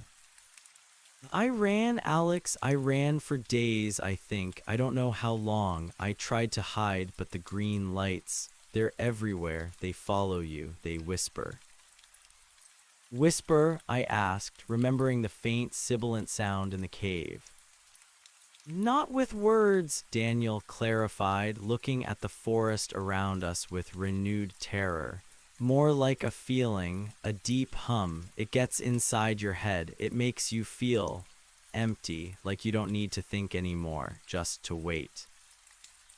The hum, the constant thrum from the summit, it wasn't just physical, it was mental, a form of control, of assimilation.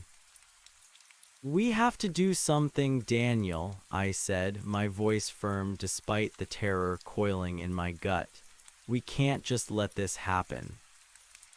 He looked at me, his eyes devoid of hope. What can we do, Alex? They're everywhere. They're too many, and they've taken Willow Creek. They've taken everything.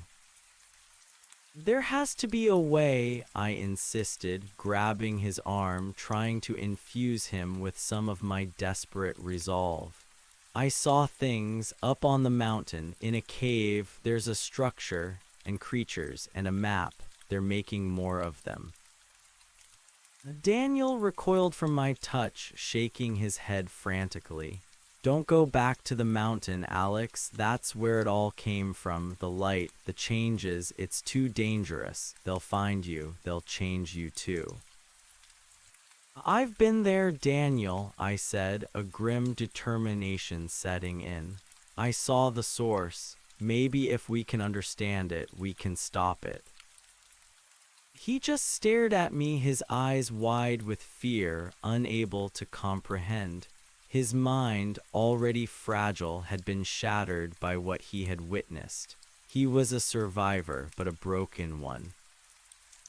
We need to find other people, I said, trying a different tack. Maybe outside the valley, someone who hasn't been touched by this. We need to tell them. No one, Daniel mumbled, shaking his head. No one left, just the green eyes.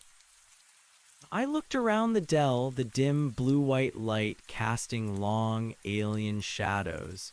The air was heavy with that sickening, metallic sweet scent. The hum was still there, a constant presence. It was getting stronger here, closer to the valley floor. We can't just give up, Daniel, I said, my voice rising in urgency. We have to try. Which way did you come from? Where's the edge of the valley? He pointed a trembling finger vaguely towards the west, towards the direction opposite Mount Cinder. That way, there's an old logging road. It leads out past the old mill. But they're there, the green-eyed ones. They're watching, they're waiting. A sudden, sharp rustle in the undergrowth nearby made both of us jump. Daniel whimpered, clutching his head. Run, Alex, he hissed, his eyes wide with renewed terror. They're here, they found us. I spun around, my heart leaping into my throat. The rustling was louder now, closer. Something large was moving through the trees. Which way, Daniel? I whispered, grabbing his arm again, pulling him. Which way to the road? He was too paralyzed by fear to respond coherently, just pointing a trembling finger. Then a shape emerged from the gloom. It was one of the gray-green creatures, larger than the others I had seen, its featureless head tilted, its red pinprick eyes fixed on us. Its guttural rumble was deeper, more resonant, vibrating through the ground. Run, I screamed, pushing Daniel ahead of me, shoving him towards the direction he had indicated. Go, now. I followed, scrambling through the trees, the gray-green creature shambling behind us, its speed unnervingly consistent. Its rumbling grew louder, and I could hear the heavy thud of its footsteps on the damp earth. Daniel, spurred by sheer terror, found a burst of adrenaline. He was surprisingly fast, darting through the trees like a frightened deer. I pushed myself to keep up, my lungs burning, my legs screaming. The trees began to thin, and a faint, wider patch of gray light appeared ahead, the logging road. But as we burst onto the road, gasping for breath, another sight made my blood run cold. The logging road was visible, stretching into the distance, but it was not empty. Several figures, human in form, were standing motionless on the road, their backs to us, facing further down the valley, and their eyes, even from this distance, glowed with an eerie, unmistakable green light. The changed ones, Daniel's words echoed in my mind. No, Daniel whimpered, collapsing onto the rough gravel of the road, burying his face in his hands. No, no, no. The gray-green creature emerged from the tree line behind us, its rumbling now a constant, threatening sound. We were caught between two horrors. The changed ones on the road didn't move, didn't react to the gray-green creature. They simply stood there, silent, their green eyes glowing, their bodies radiating a stillness that was utterly unnatural. They were like living statues, directed by an unseen will. "Daniel, get up," I hissed, pulling at him. "We have to go." He just shook his head, his body trembling uncontrollably. "No use, Alex, it's everywhere. There's no escaping it." The gray-green creature behind us began to pick up its pace, its heavy footsteps now a deliberate march. It was closing in. My eyes darted around, desperate for an escape route. The forest was dense on either side of the road, but the trees were different here. They seemed less twisted, more like the pines and birches I knew, though still bathed in the strange blue-white light. Then I saw it, a narrow, almost imperceptible opening in the tree line to our left, leading into a dense thicket of spruce trees. It looked like a natural tunnel, overgrown and dark. "This way," I yelled, pulling Daniel to his feet with a surge of strength I didn't know I possessed. "Come on." I dragged him towards the opening, forcing my way through the low-hanging branches of the spruces, the needles scratching at my face and arms. Daniel, half stumbling, half running, followed. The passage was dark and cramped, the air thick with the scent of pine and damp earth. It wound downwards steeply into what felt like a hidden ravine. The blue-white light of the forest faded almost completely, plunging us into a gloom broken only by faint, ethereal glows from tiny patches of moss on the cavernous walls. The rumbling of the gray-green creature, though muffled, still echoed from the road above, but it was fainter now, receding. The changed ones on the road made no sound, no pursuit. They were simply there. We slid down a steep, moss-covered incline, landing awkwardly on a narrow, rocky ledge. Below us, a stream flowed, dark and swift, similar to the one near the cave, but narrower, faster. Its water was black, reflecting the faint glows from the moss, giving it an otherworldly shimmer. "Where are we?" Daniel whimpered, clutching his side, his face pale and drawn. "I don't know," I admitted, my voice strained, "but it's away from them for now."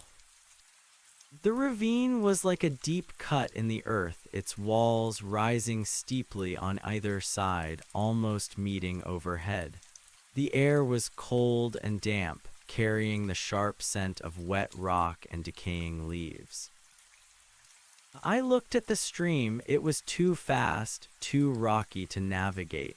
But the ledge we were on seemed to continue along the side of the ravine, following the stream's course. "We follow the stream," I said, helping Daniel to his feet. "It has to lead somewhere." He nodded weakly, his eyes darting around the gloomy ravine, still filled with terror. He was clearly at the edge of his endurance. We began to move along the narrow ledge, our footsteps echoing softly in the enclosed space.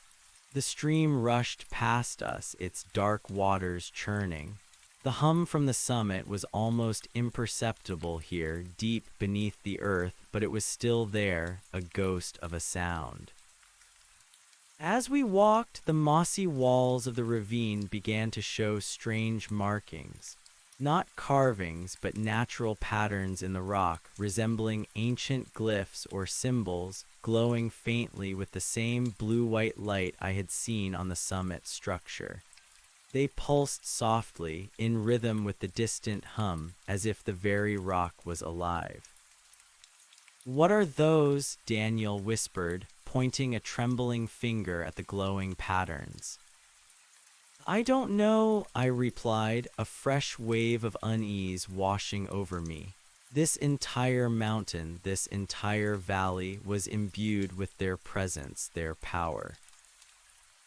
The patterns became more frequent, more intricate, until the entire ravine seemed to be a conduit for this strange, living light. The blue-white glow intensified, illuminating the path ahead, but also revealing the unsettling alien nature of our surroundings.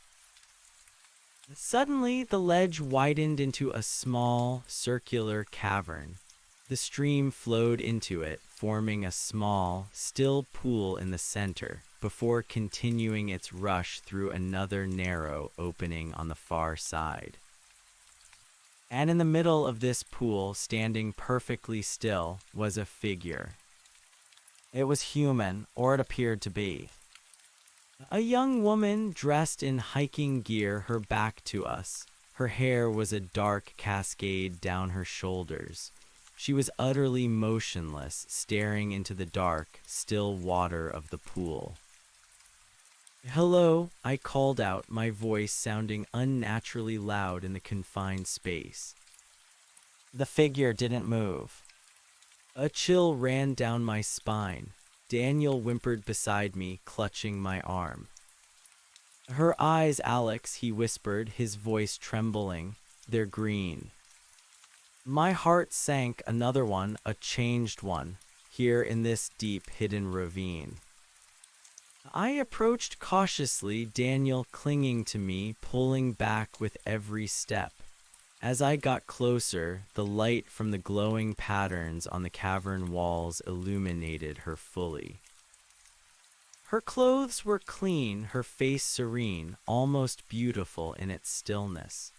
But her eyes, as Daniel had warned, were an unnatural, luminous green, glowing with the same internal light I had seen in the entities in the cavern.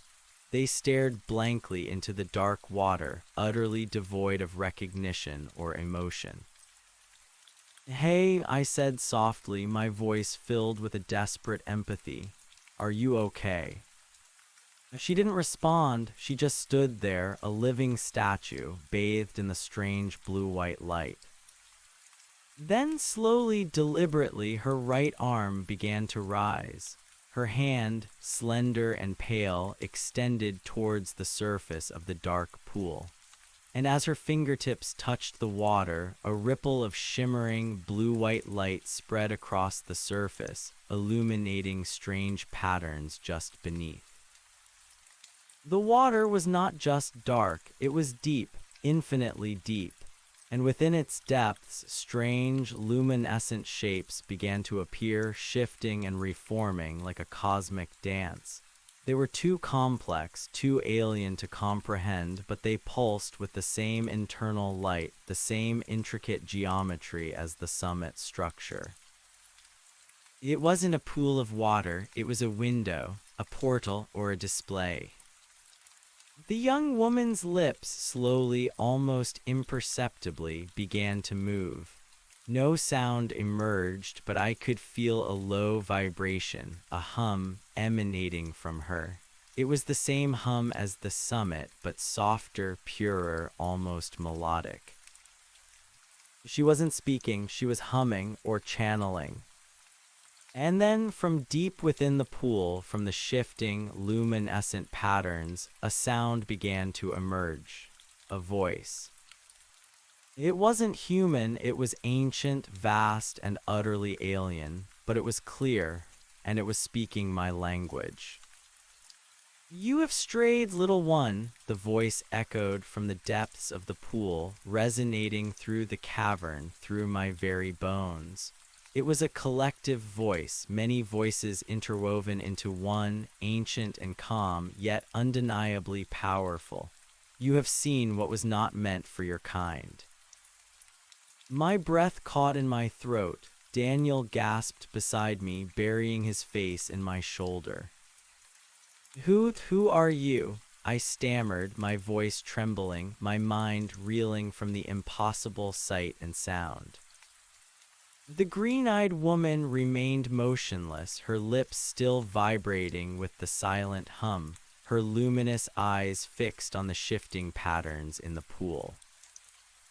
"We are the architects," the voice replied, its tone utterly devoid of malice, yet profoundly chilling in its detached authority. "We are the gardeners of worlds, and this world, your world, it is ready for cultivation." My blood ran cold. Cultivation, like the chrysalis in the cave, like the green-eyed entities growing the giant purple creatures. "You're destroying it," I cried, my fear momentarily eclipsed by a surge of desperate anger. "You're taking our homes, you're changing our people." The patterns in the pool shifted, intensified, and for a moment I saw a glimpse of the holographic map, Willow Creek overlaid with the glowing green lines, expanding, encompassing everything. "Change is not destruction, little one," the voice replied, its tone calm, almost paternal, yet utterly alien. "It is evolution, adaptation. This planet has reached its zenith under your stewardship. It is time for a new purpose, a new form." "A new form? What does that even mean?" I demanded, my voice cracking. "What are you doing to them, to everyone?" "We are preparing the host," the architect's voice explained, its words slow and deliberate, as if speaking to a child. "The primary structures are in place. The vibrational resonance is established. The assimilation is nearing completion. Soon, the consciousness of this world will be integrated into the Great Harmony." "The Great Harmony," Daniel whimpered, his voice muffled against my shoulder. "The collective consciousness of all cultivated worlds," the voice clarified, "a union of minds, of purpose, an end to strife, to chaos, to the petty divisions of your kind." It was a chilling vision, a forced, alien utopia, a complete erasure of individuality, of humanity. "No," I shouted, shaking my head violently. "We won't let you, we'll fight you." The patterns in the pool pulsed, the blue-white light intensifying. The green-eyed woman remained still, her face serene, but the hum emanating from her body grew louder, resonating through the cavern. "Resistance is futile, little one," the architect's voice stated, a hint of ancient weariness in its tone. "You are but a single, discordant note. The symphony has already begun." Then a new set of images began to form in the pool, not of Willow Creek, but of the summit structure. The colossal obsidian enigma, pulsing with blue-white light, its surface alive with intricate, glowing patterns. And then the massive opening, revealing the internal amber light, and the giant purple entity, its luminous amber eyes fixed on me, its mental probe piercing my mind, stripping away my defenses. "You carry the resonance," the voice from the pool observed, its tone now focused, analytical. "The primary entity has marked you. You are a vector, a conduit." My blood ran cold, the mental probes, the connection, what had it done to me? "We had not anticipated a direct interface at this stage," the architects continued, their voice now infused with a subtle scientific curiosity. "An anomaly, a variable, your consciousness is unique." The images in the pool shifted again, focusing on my own face, my terrified eyes reflected in the alien light. It was looking at me, directly into my mind. A subject of interest, the voice concluded. A fascinating divergence, perhaps a bridge. I'm not a bridge for anything, I screamed, feeling utterly exposed, violated. I'm just a person, and I'm going to stop you. The cavern around us began to hum more intensely, the blue-white patterns on the walls pulsing with increased vigor. The green-eyed woman in the pool trembled slightly, the hum from her body growing into a low, resonant thrum that vibrated through the very rock beneath our feet. Your resolve is commendable, little one, the architect's voice responded, no longer calm, but now tinged with a cold, almost clinical authority. But ultimately irrelevant. The process cannot be halted, not by one such as you.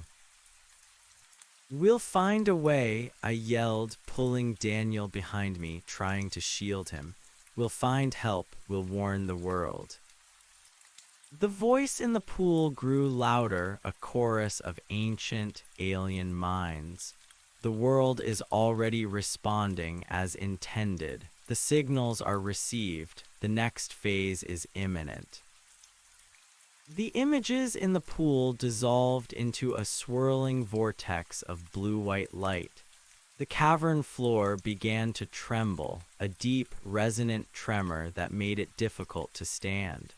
Dust sifted down from the ceiling, and the sound of distant, grinding stone echoed through the ravine. The time for observation is concluded, the architect's voice boomed, now undeniably commanding. The integration begins. Suddenly, the green-eyed woman in the pool turned, her luminous eyes, now burning with an intense, emerald glow, fixed directly on me. Her lips parted, and this time a sound emerged. A soft, sibilant whisper like dry leaves skittering across stone, but this time it was distinctly directed. Come, Alex, she whispered, her voice a strange, hypnotic echo of the architect's collective. Join the harmony, be at peace. A powerful, unseen force seemed to pull at me. A gentle, insidious tug on my very mind, drawing me towards the pool, towards the glowing woman, towards the promise of an impossible peace. I felt a sudden, profound calm wash over me, a weariness so deep it threatened to consume me. To give in, to surrender, seemed like the easiest, most alluring option. No, Daniel screamed, his terror momentarily breaking through the architect's mental pull. He clutched my arm, his fingernails digging into my skin. Don't listen to them, Alex, don't look into her eyes. His words, sharp and desperate, shattered the momentary trance. The insidious pull receded, replaced by a fresh wave of fear and revulsion.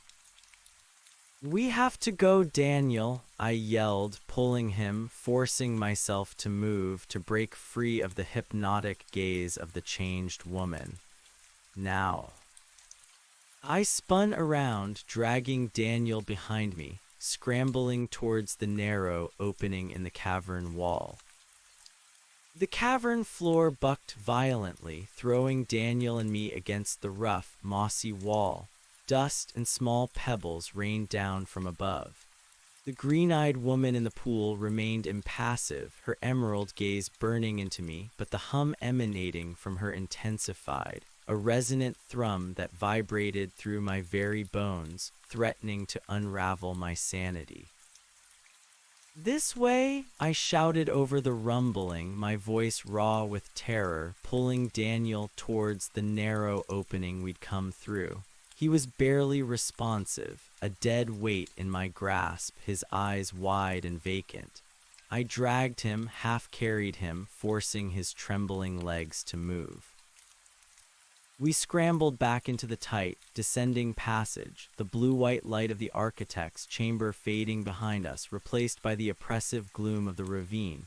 The glowing patterns on the rock walls pulsed frantically, casting shifting, eerie shadows that danced like specters. The earth continued to shake, a deep, guttural growl that echoed from the very heart of the mountain. It felt like the entire world was tearing itself apart. "Alex, I can't," Daniel whimpered, collapsing against the cold rock, his body racked with tremors. "I can't go on. They're everywhere. There's no escape." His despair was palpable, a heavy shroud threatening to pull me down with him.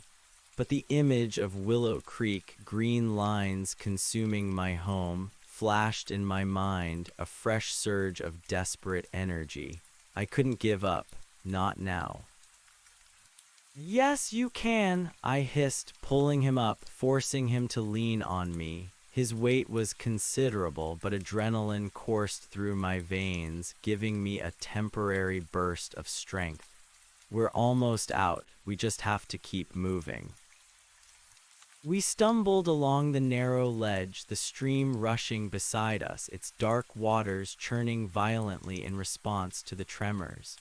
The blue-white patterns on the walls began to flicker erratically, sometimes intensifying into blinding flashes, sometimes dimming to near darkness. The air grew colder, thick with the scent of damp earth and ozone, making it hard to breathe. Suddenly, a section of the ravine wall ahead of us shuddered, and a large chunk of rock broke free, tumbling into the churning stream with a loud splash. Daniel screamed, pulling back, almost dragging me with him into the dark water. "Careful," I yelled, bracing myself against the wall, trying to regain my balance.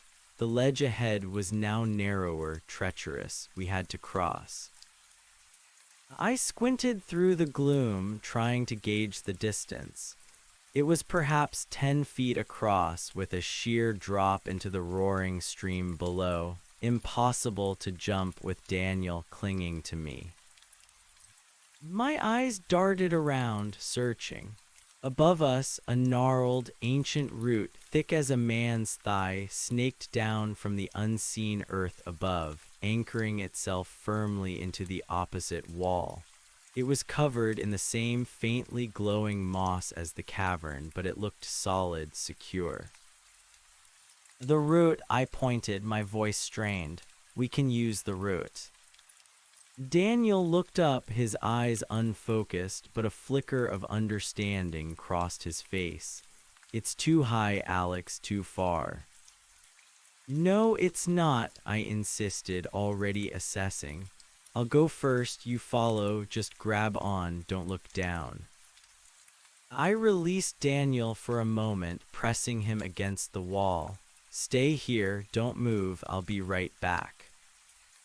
He nodded weakly, his body trembling. Taking a deep breath, I leaped, grabbing onto the thick root with both hands. It was cold and rough beneath my fingers, but surprisingly sturdy. The moss on its surface glowed faintly, illuminating my path. I swung my legs, finding purchase on the slick, uneven rock of the opposite wall. It was a scramble, but I made it, pulling myself onto the ledge. "Your turn, Daniel," I called out, my voice echoing. "Come on, you can do it." He hesitated, peering across the gap, his face a mask of terror. The ground rumbled again, violently, and a fresh cascade of dust and small rocks rained down from above. "Now, Daniel," I urged, my voice cracking. "We don't have time." Spurred by the renewed tremors, he took a shaky breath, his eyes wide and desperate. He launched himself forward, grabbing the root with surprisingly strong hands.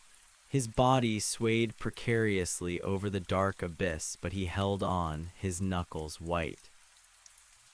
"Pull yourself across," I yelled, reaching out a hand, even though I was too far to help him directly. "Come on, don't look down." He grunted with effort, his feet slipping on the slick rock, but he pulled inch by agonizing inch until his hand was close enough for me to grab. I hauled him over, pulling him onto the narrow ledge beside me. He collapsed, gasping for breath, his face pale, but he was across. We were across. Good, Daniel, I panted, patting his shoulder. Keep going, we're almost there. We pressed on, the ravine twisting and turning. The blue-white light from the glowing patterns on the walls grew fainter, almost disappearing, as if the energy source was being redirected or depleted. We were climbing now steeply away from the deep core of the mountain. The air began to change, the acrid ozone scent gradually giving way to the fresher, if still unsettling, metallic-sweet aroma of the alien forest. The tremors also lessened, becoming less frequent, less violent, though the deep hum remained, a persistent phantom presence in the back of my mind.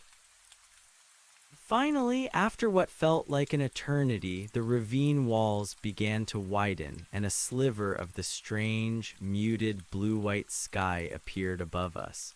A rush of cold, damp air, smelling of pine and something else, something subtly wrong, washed over us. We emerged into a clearing, gasping for breath, blinking against the dim light. We were back in the upper reaches of the alien forest. The trees here were still gnarled and ancient, but less densely packed than those closer to the summit. The luminous fungi were scarcer, giving way to patches of moss and strange, iridescent ferns. We made it, I whispered, collapsing onto a mossy rock, utterly spent. Daniel sagged beside me, his head in his hands, shaking. The hum was more prominent here, a pervasive thrum that seemed to vibrate through the very air. My head ached with it, a dull, persistent throbbing behind my eyes. I felt a strange sense of heightened awareness, an almost painful sensitivity to the vibrations around me. Was this the resonance the architects spoke of, the conduit? I looked at Daniel. He was still trembling, his eyes distant. "Are you okay?" I asked softly. He shook his head, unable to speak. His silence was more unsettling than his fear. He was truly broken. "We need to keep moving," I said, forcing myself to stand, my legs protesting with every muscle fiber. "We need to get out of these woods, back to the valley. We have to find help." Daniel didn't respond, just stared blankly at the ground. I tried to reorient myself. Mount Cinder, the familiar peak, was still visible in the distance, a beacon against the swirling, low-hanging clouds. It seemed slightly closer than before, offering a glimmer of hope that we were indeed moving in the right direction, away from the mountain's immediate influence. "Mount Cinder," I said, pointing. "That way, towards the edge of the valley. We can find help there." I gently pulled Daniel to his feet. He moved mechanically, his steps slow and stumbling, leaning heavily on me. I put my arm around his waist, trying to support him, guide him. We pushed through the undergrowth, the strange blue-white light filtering through the canopy, painting the forest in hues of spectral gray and emerald. The metallic sweet scent was still strong here, a cloying reminder of the assimilation. As we walked, I noticed something else. The hum in my head seemed to be getting stronger, and with it, a strange, almost imperceptible pull. It wasn't a physical pull, but something deeper, more insidious, an urge to stop, to surrender, to embrace the great harmony the architects spoke of. It was a tempting whisper of peace in the storm of my terror. I gritted my teeth, fighting it. Discordant note, the architects had called me. I would be a discordant note to the very end. We continued our slow, arduous trek. Daniel was a dead weight, stumbling more often than walking. His breathing was shallow and ragged, and he occasionally whimpered unintelligible words caught in his throat. He was fading fast. The hum in my head grew, now accompanied by faint, almost subliminal images flickering at the edge of my vision, intricate patterns, glowing lines, glimpses of the summit structure. It was disorienting, like my mind was being subtly invaded, stretched thin. Then a new sound, not the rumbling of the gray-green creatures or the mechanical whir of the chrysalis, but something sharp, metallic, and distant. A rhythmic clang-clang-clang echoing through the trees. My heart leaped into my throat. What was that? I pulled Daniel behind a cluster of strange, multi-limbed trees, pressing myself against their rough bark, trying to identify the sound. The clang-clang-clang grew louder, closer. It sounded like heavy construction, like metal striking metal with a strange, high-pitched whine accompanying it. Through the thinning canopy ahead, I saw a flicker of movement, and then a glimpse of something impossible. A structure, colossal, gleaming, not obsidian, but a dull, dark gray metallic hue, reflecting the strange blue-white light of the sky. It was being built, right here in the forest on the slopes of what used to be Blackwood Hill. It was immense, rising above the tree line, a geometric nightmare of angles and planes. And it wasn't alone. Other, smaller structures, similarly metallic, dotted the landscape around it, connected by glowing green lines that pulsed with an internal light. My blood ran cold, the next phase of integration. This wasn't just a breeding ground in a cave. This was an active, visible invasion they were building. And the source of the clang-clang-clang? I watched, horrified, as one of the gray-green creatures, significantly larger than the others I'd seen, hammered away at a metallic beam, its multi-jointed arms moving with surprising precision and force. Its red pinprick eyes glowed faintly in the dim light. They were workers, drones, building the architect's new world. Around the construction site, I saw more of the metallic spheres, some hovering silently, others emitting faint green light as they scanned the area.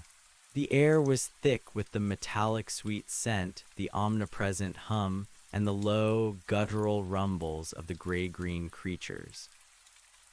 "We're surrounded," Daniel whimpered, finally finding his voice, but it was just a raw gasp of despair. "They're everywhere." Indeed, the forest around the construction site was teeming with the gray-green creatures, moving with a silent, purposeful stride. They weren't hunting, they were working, patrolling, tending to the growing structures. They were organized. We couldn't go that way. It was a dead end. I looked at Daniel, then back at the towering metallic structures. Hope, fragile and flickering, threatened to extinguish. How could we fight this? How could we even escape it?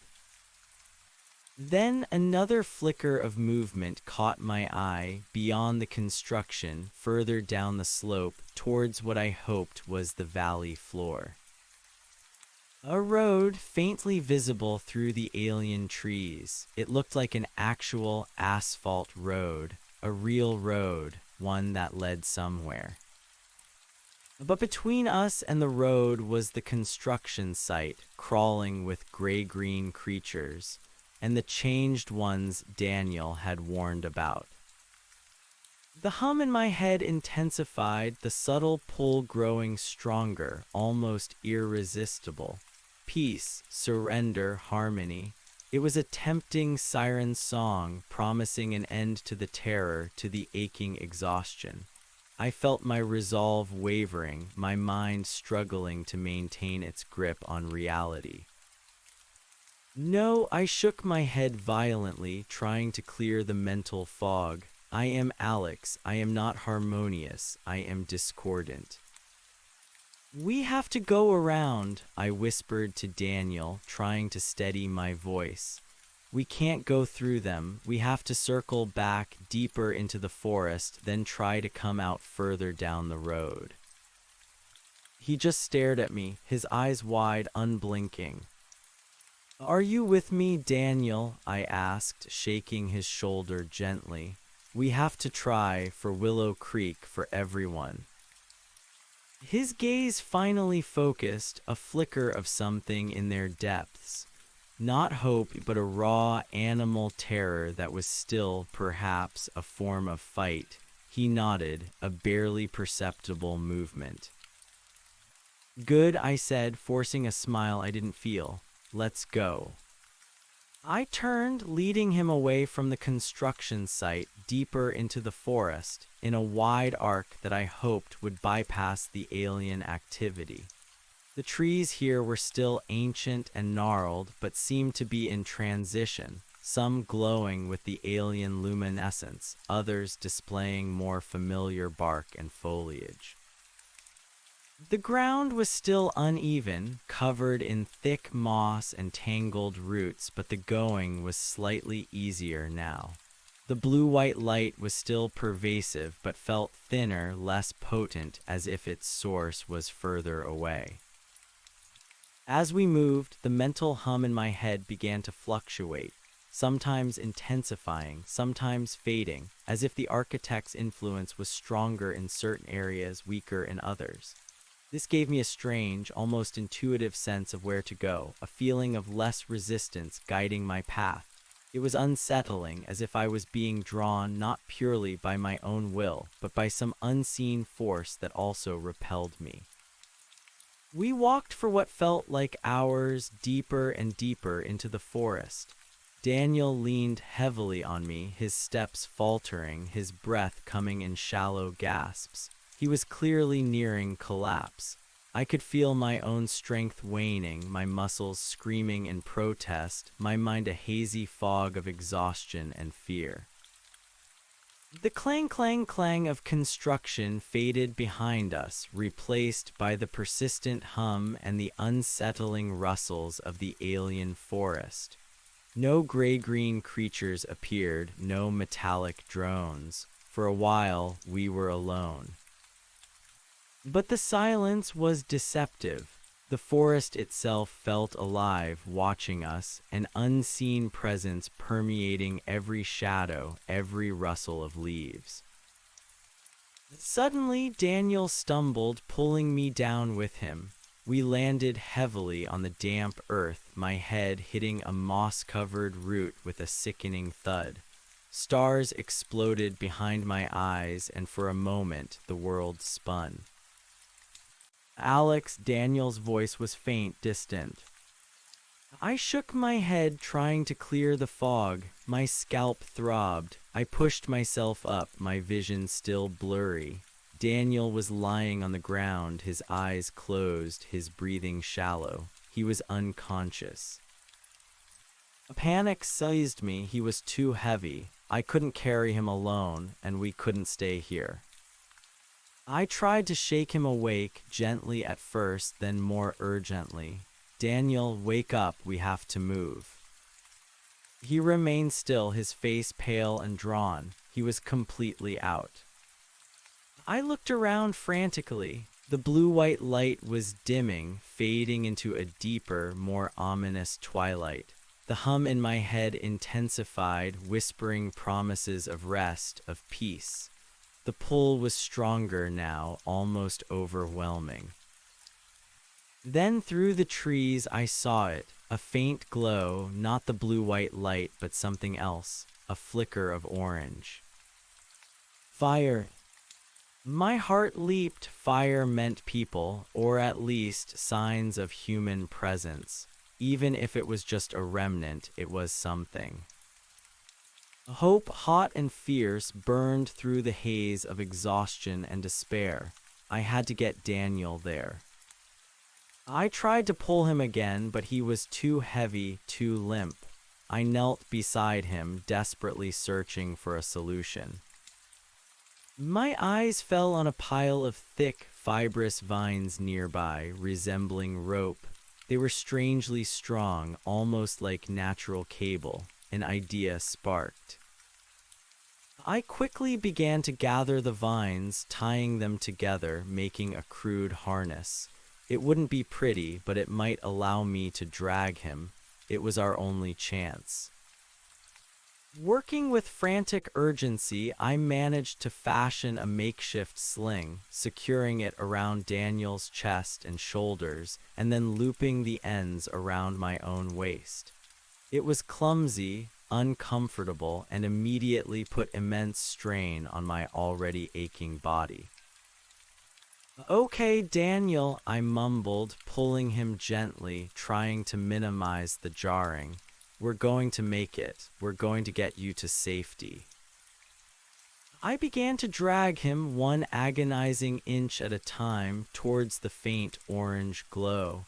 Every step was a battle, every muscle screaming in protest. The vines dug into my waist, the weight of Daniel's body an immense burden. The hum in my head pulsed, the images of glowing lines and cosmic patterns flickering at the edge of my vision. The pull was constant, a pervasive urge to stop, to let go, to merge. But the thought of Willow Creek, of my home, of what they had done to it, kept me moving. The orange glow grew stronger, and with it, the scent of wood smoke. It was a faint, almost ethereal smell in this alien forest, but it was undeniably human, real. As I drew closer, dragging Daniel behind me, the trees began to change again. They were no longer glowing with strange luminescence, but were familiar pines and birches, though still oddly silent, unnaturally still. The blue-white light of the alien sky began to recede, replaced by a softer, more muted gray, like a perpetual dusk. And then I broke through the tree line, stumbling into a small, secluded clearing. In the center, a small, struggling fire flickered, barely warding off the encroaching gloom, and beside it, huddled close, were three figures, humans. They were dirty, disheveled, their faces streaked with grime and fear, but they were unmistakably human. Relief, so overwhelming it almost crippled me, washed through me. They looked up, their eyes wide with terror, as I stumbled into the clearing, dragging Daniel's limp body behind me. "Help," I croaked, my voice raw and broken. "Please help us." One of the figures, a burly man with a thick beard and wary eyes, stood up slowly, clutching a crudely fashioned club. The other two, a woman and a younger man, shrank back, their faces pale. "Who are you?" the bearded man demanded, his voice gruff, suspicious. "Where did you come from?" "Alex," I gasped, struggling to catch my breath.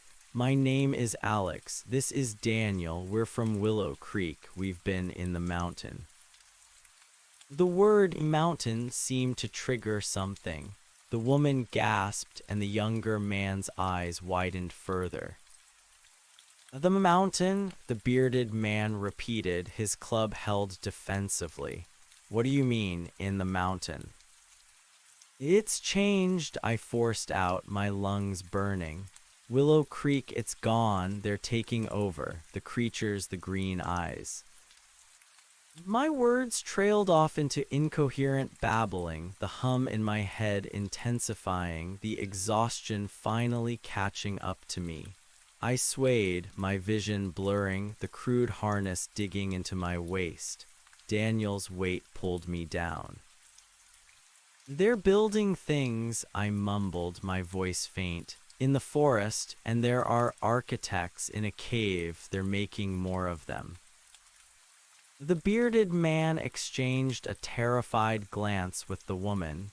"She's delirious," he muttered.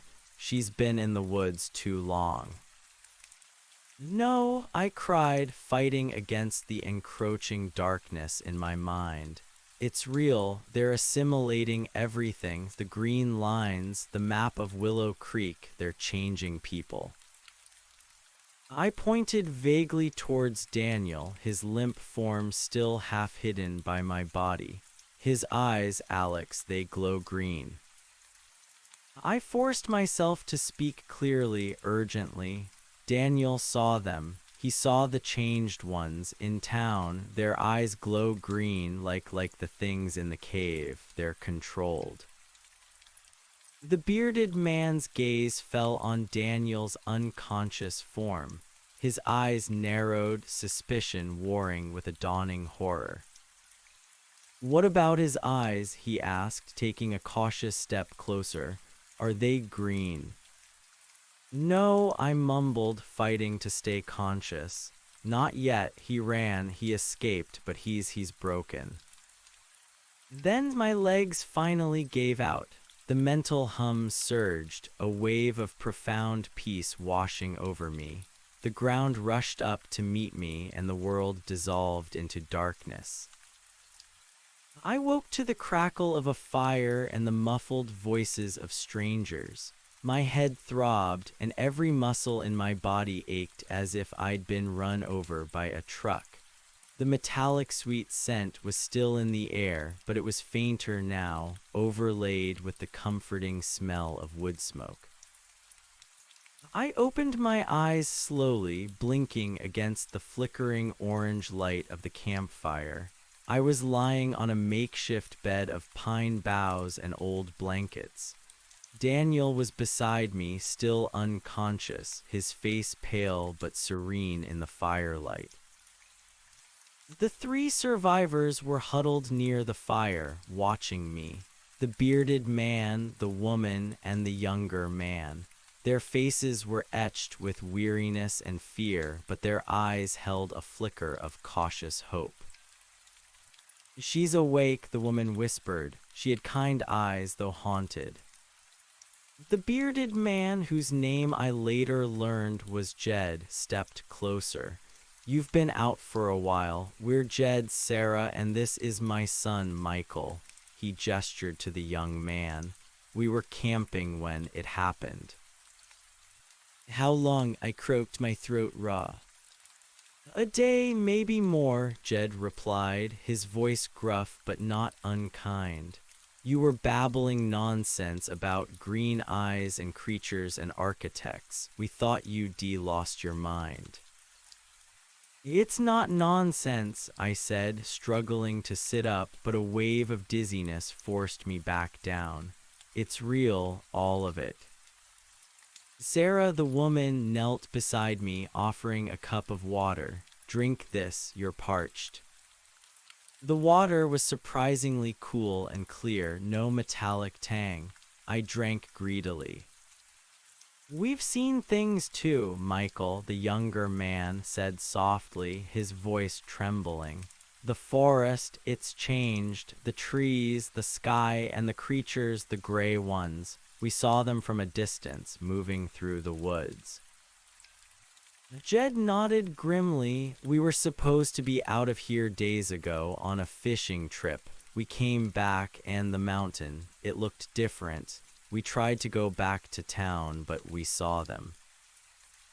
"The changed ones?" I asked, my heart sinking.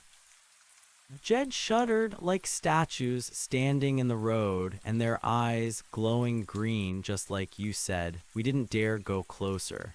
We fled back into the woods. We've been hiding here ever since." "Daniel saw them too," I said, looking at his still form. "He saw them in Willow Creek. He says they're harvesting things." "Harvesting what?" Sarah asked, her voice hushed. "I don't know," I admitted, "but the architects, they're cultivating the giant creatures. They called it preparing the host. They're assimilating our world, changing it for a new purpose, a new form." I explained everything I'd seen. The metallic drone, the pursuit through the woods, the giant structures on the summit, the obsidian enigma, the cavern of the architects, the colossal chrysalis, the map of Willow Creek. the silent assimilation, the green-eyed woman in the pool, the architect's chilling pronouncements. Jed, Sarah, and Michael listened in stunned silence, their faces growing paler with each revelation. When I finished, the only sound was the crackle of the fire. A collective consciousness, Jed finally spoke, his voice hoarse. An end to individuality, that's madness. It's their great harmony, I said, a bitter taste in my mouth. They believe they're bringing order to our chaos. But a map of Willow Creek, Michael whispered, his eyes wide with horror. They knew they planned this. Yes, I confirmed. They're strategists, engineers. They've been here for a long time, maybe even before the storm. The storm might have just been the trigger, the means to shift things, to integrate their structures. The hum, Sarah said, her voice barely audible.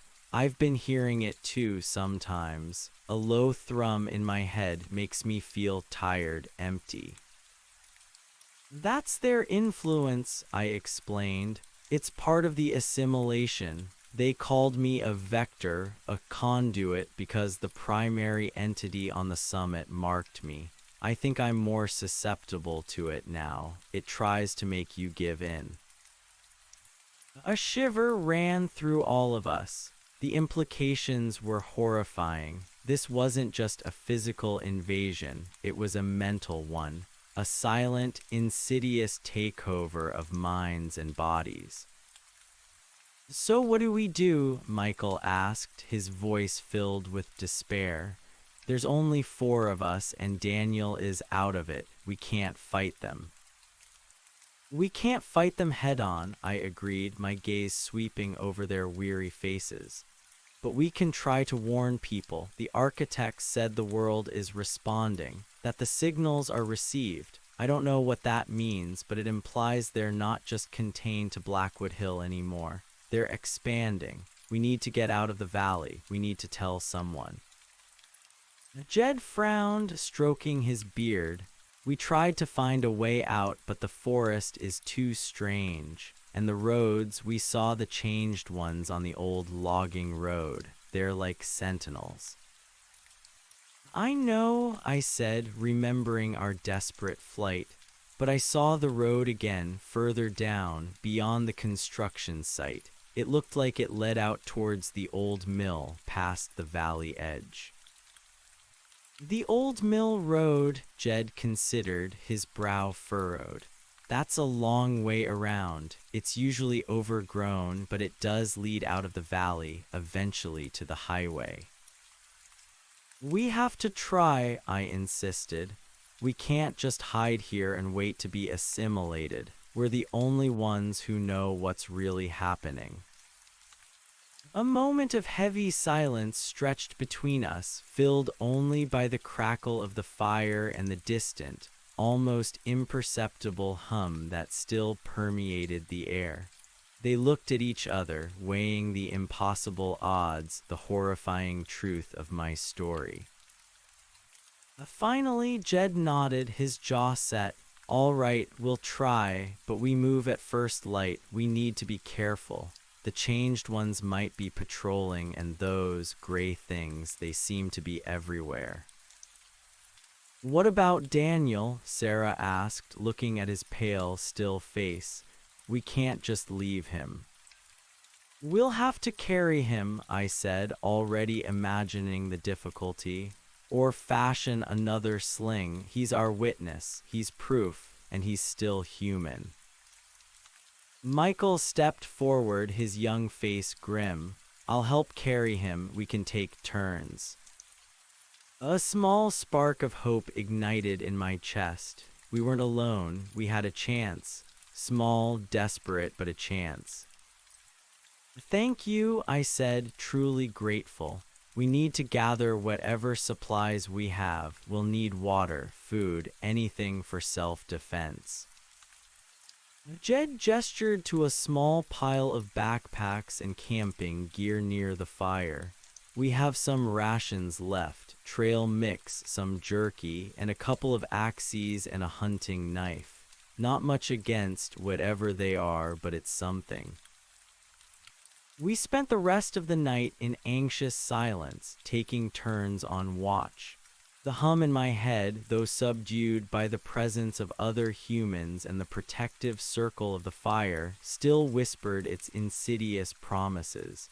I tried to focus on the plan, on the faces of Jed, Sarah, and Michael, on the hope of escape.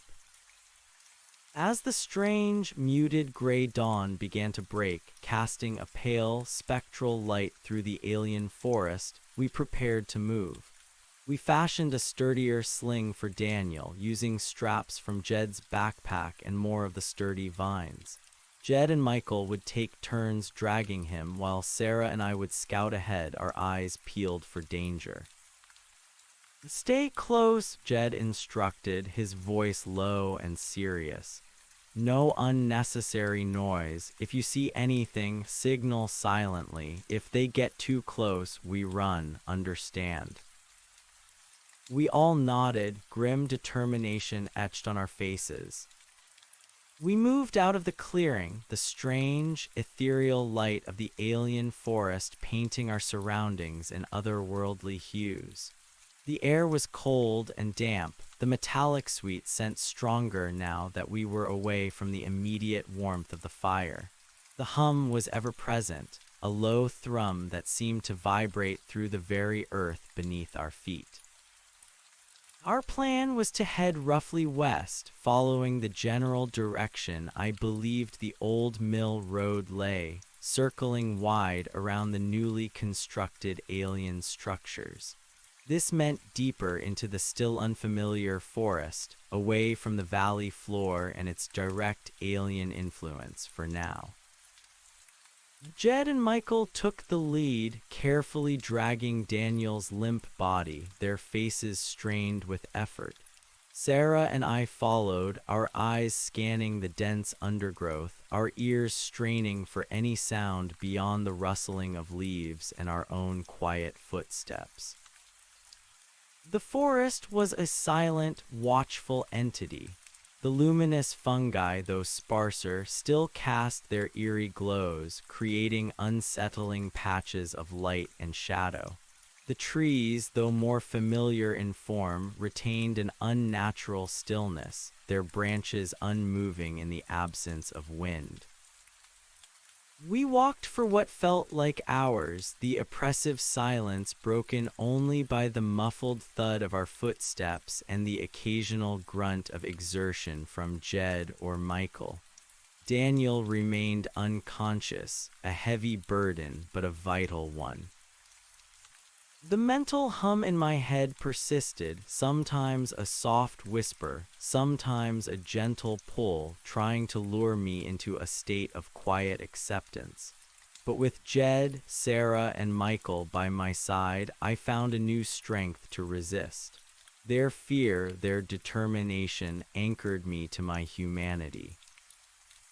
As the strange, perpetual dusk deepened, the faint blue-white glow from the summit structure began to intensify, filtering through the canopy, painting the forest in even more spectral colors. The metallic sweet scent grew stronger, and the hum seemed to vibrate with renewed vigor, as if the mountain itself was awakening. "We need to find cover soon," Sarah whispered, her voice tight with tension. "Nightfall here feels different, more dangerous." She was right. The shadows seemed to lengthen, twist, and coalesce into menacing forms. The air grew colder, and a new sound, a faint, rhythmic clicking, began to emerge from the deeper parts of the forest, just at the edge of hearing. "What's that?" Michael whispered, his eyes wide. I strained my ears. Click, click, click. It was too regular to be an animal, too mechanical to be natural. "Keep moving," Jed urged, his voice low, his hand gripping the hilt of his axe. "Faster." We picked up our pace, but Daniel's weight made speed impossible. The clicking grew louder, closer, and now it was accompanied by a soft, insistent whir like a swarm of insects, but far too large, too deliberate. Then, through a break in the trees, I saw them. Not the gray-green creatures, not the metallic spheres. These were different.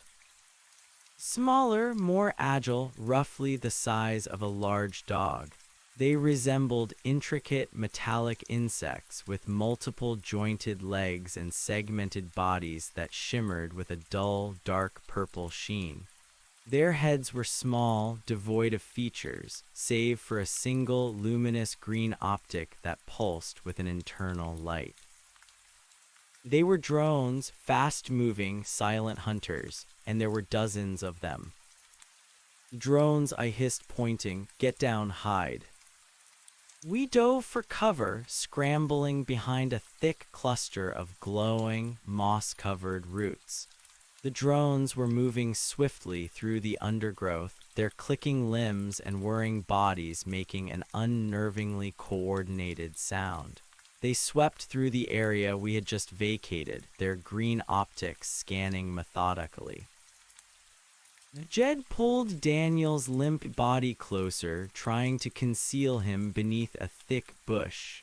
Michael huddled beside his father, trembling. Sarah pressed herself against the cold earth, her eyes wide with terror. The drones were almost upon us. They moved with an unsettling intelligence, fanning out, covering the ground with ruthless efficiency. Their green optics seemed to pierce the shadows, searching, always searching.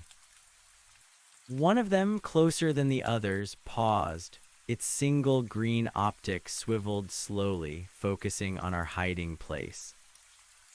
My breath caught in my throat. We'd been seen. "Run!" Jed roared, leaping out from the thicket, swinging his axe in a wide, desperate arc. The drone, reacting with inhuman speed, darted backwards, its green optic flashing, then lunged. Jed's axe connected with a sickening clang, sending sparks flying.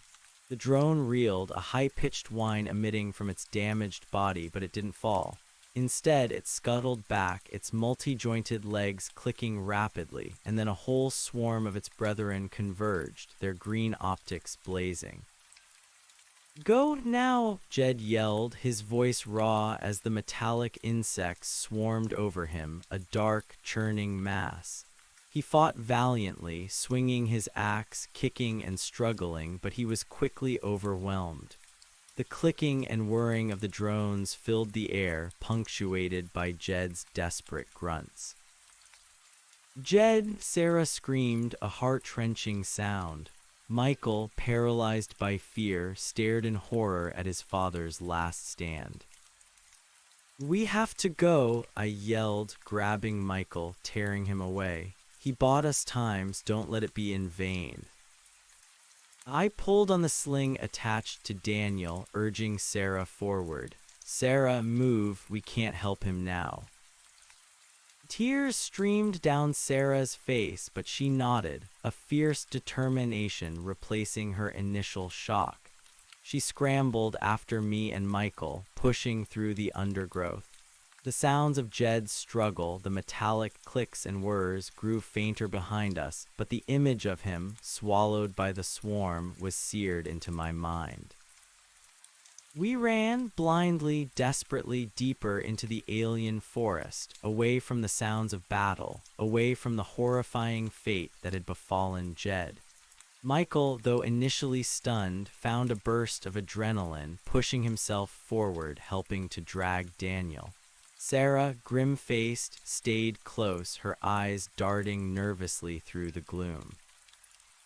The drone encounter had shattered the fragile sense of security we'd felt. The architects were not only building, they were patrolling, actively hunting, and their drones were swift, silent, and deadly. We ran until our lungs burned, until our legs threatened to give out, until the metallic clicks and whirs faded entirely, replaced only by the incessant hum in my head and the pounding of my own heart. When we finally collapsed behind a massive, gnarled tree, gasping for breath, the perpetual dusk had deepened into an oppressive gloom. The blue-white glow from the distant summit, though still visible through the canopy, seemed more ominous now, a silent, watchful eye. He's gone," Michael whimpered, tears streaming down his face, his body racked with sobs. "My dad." Sarah wrapped her arms around him, pulling him close, her own face wet with tears. They clung to each other, two anchors in a sea of despair. I sat there, my mind reeling. Jed, brave, gruff Jed, had sacrificed himself for us. The weight of that sacrifice, combined with the guilt of leaving him, threatened to crush me, but I couldn't break. Not now. We still had Daniel, and we still had to get out. "We have to keep moving," I said, my voice hoarse, pulling myself together with a supreme effort of will. "We owe it to Jed. We have to warn people." Sarah looked at me, her eyes red-rimmed but resolute. "You're right. He wouldn't want us to give up." Michael, though still trembling, nodded.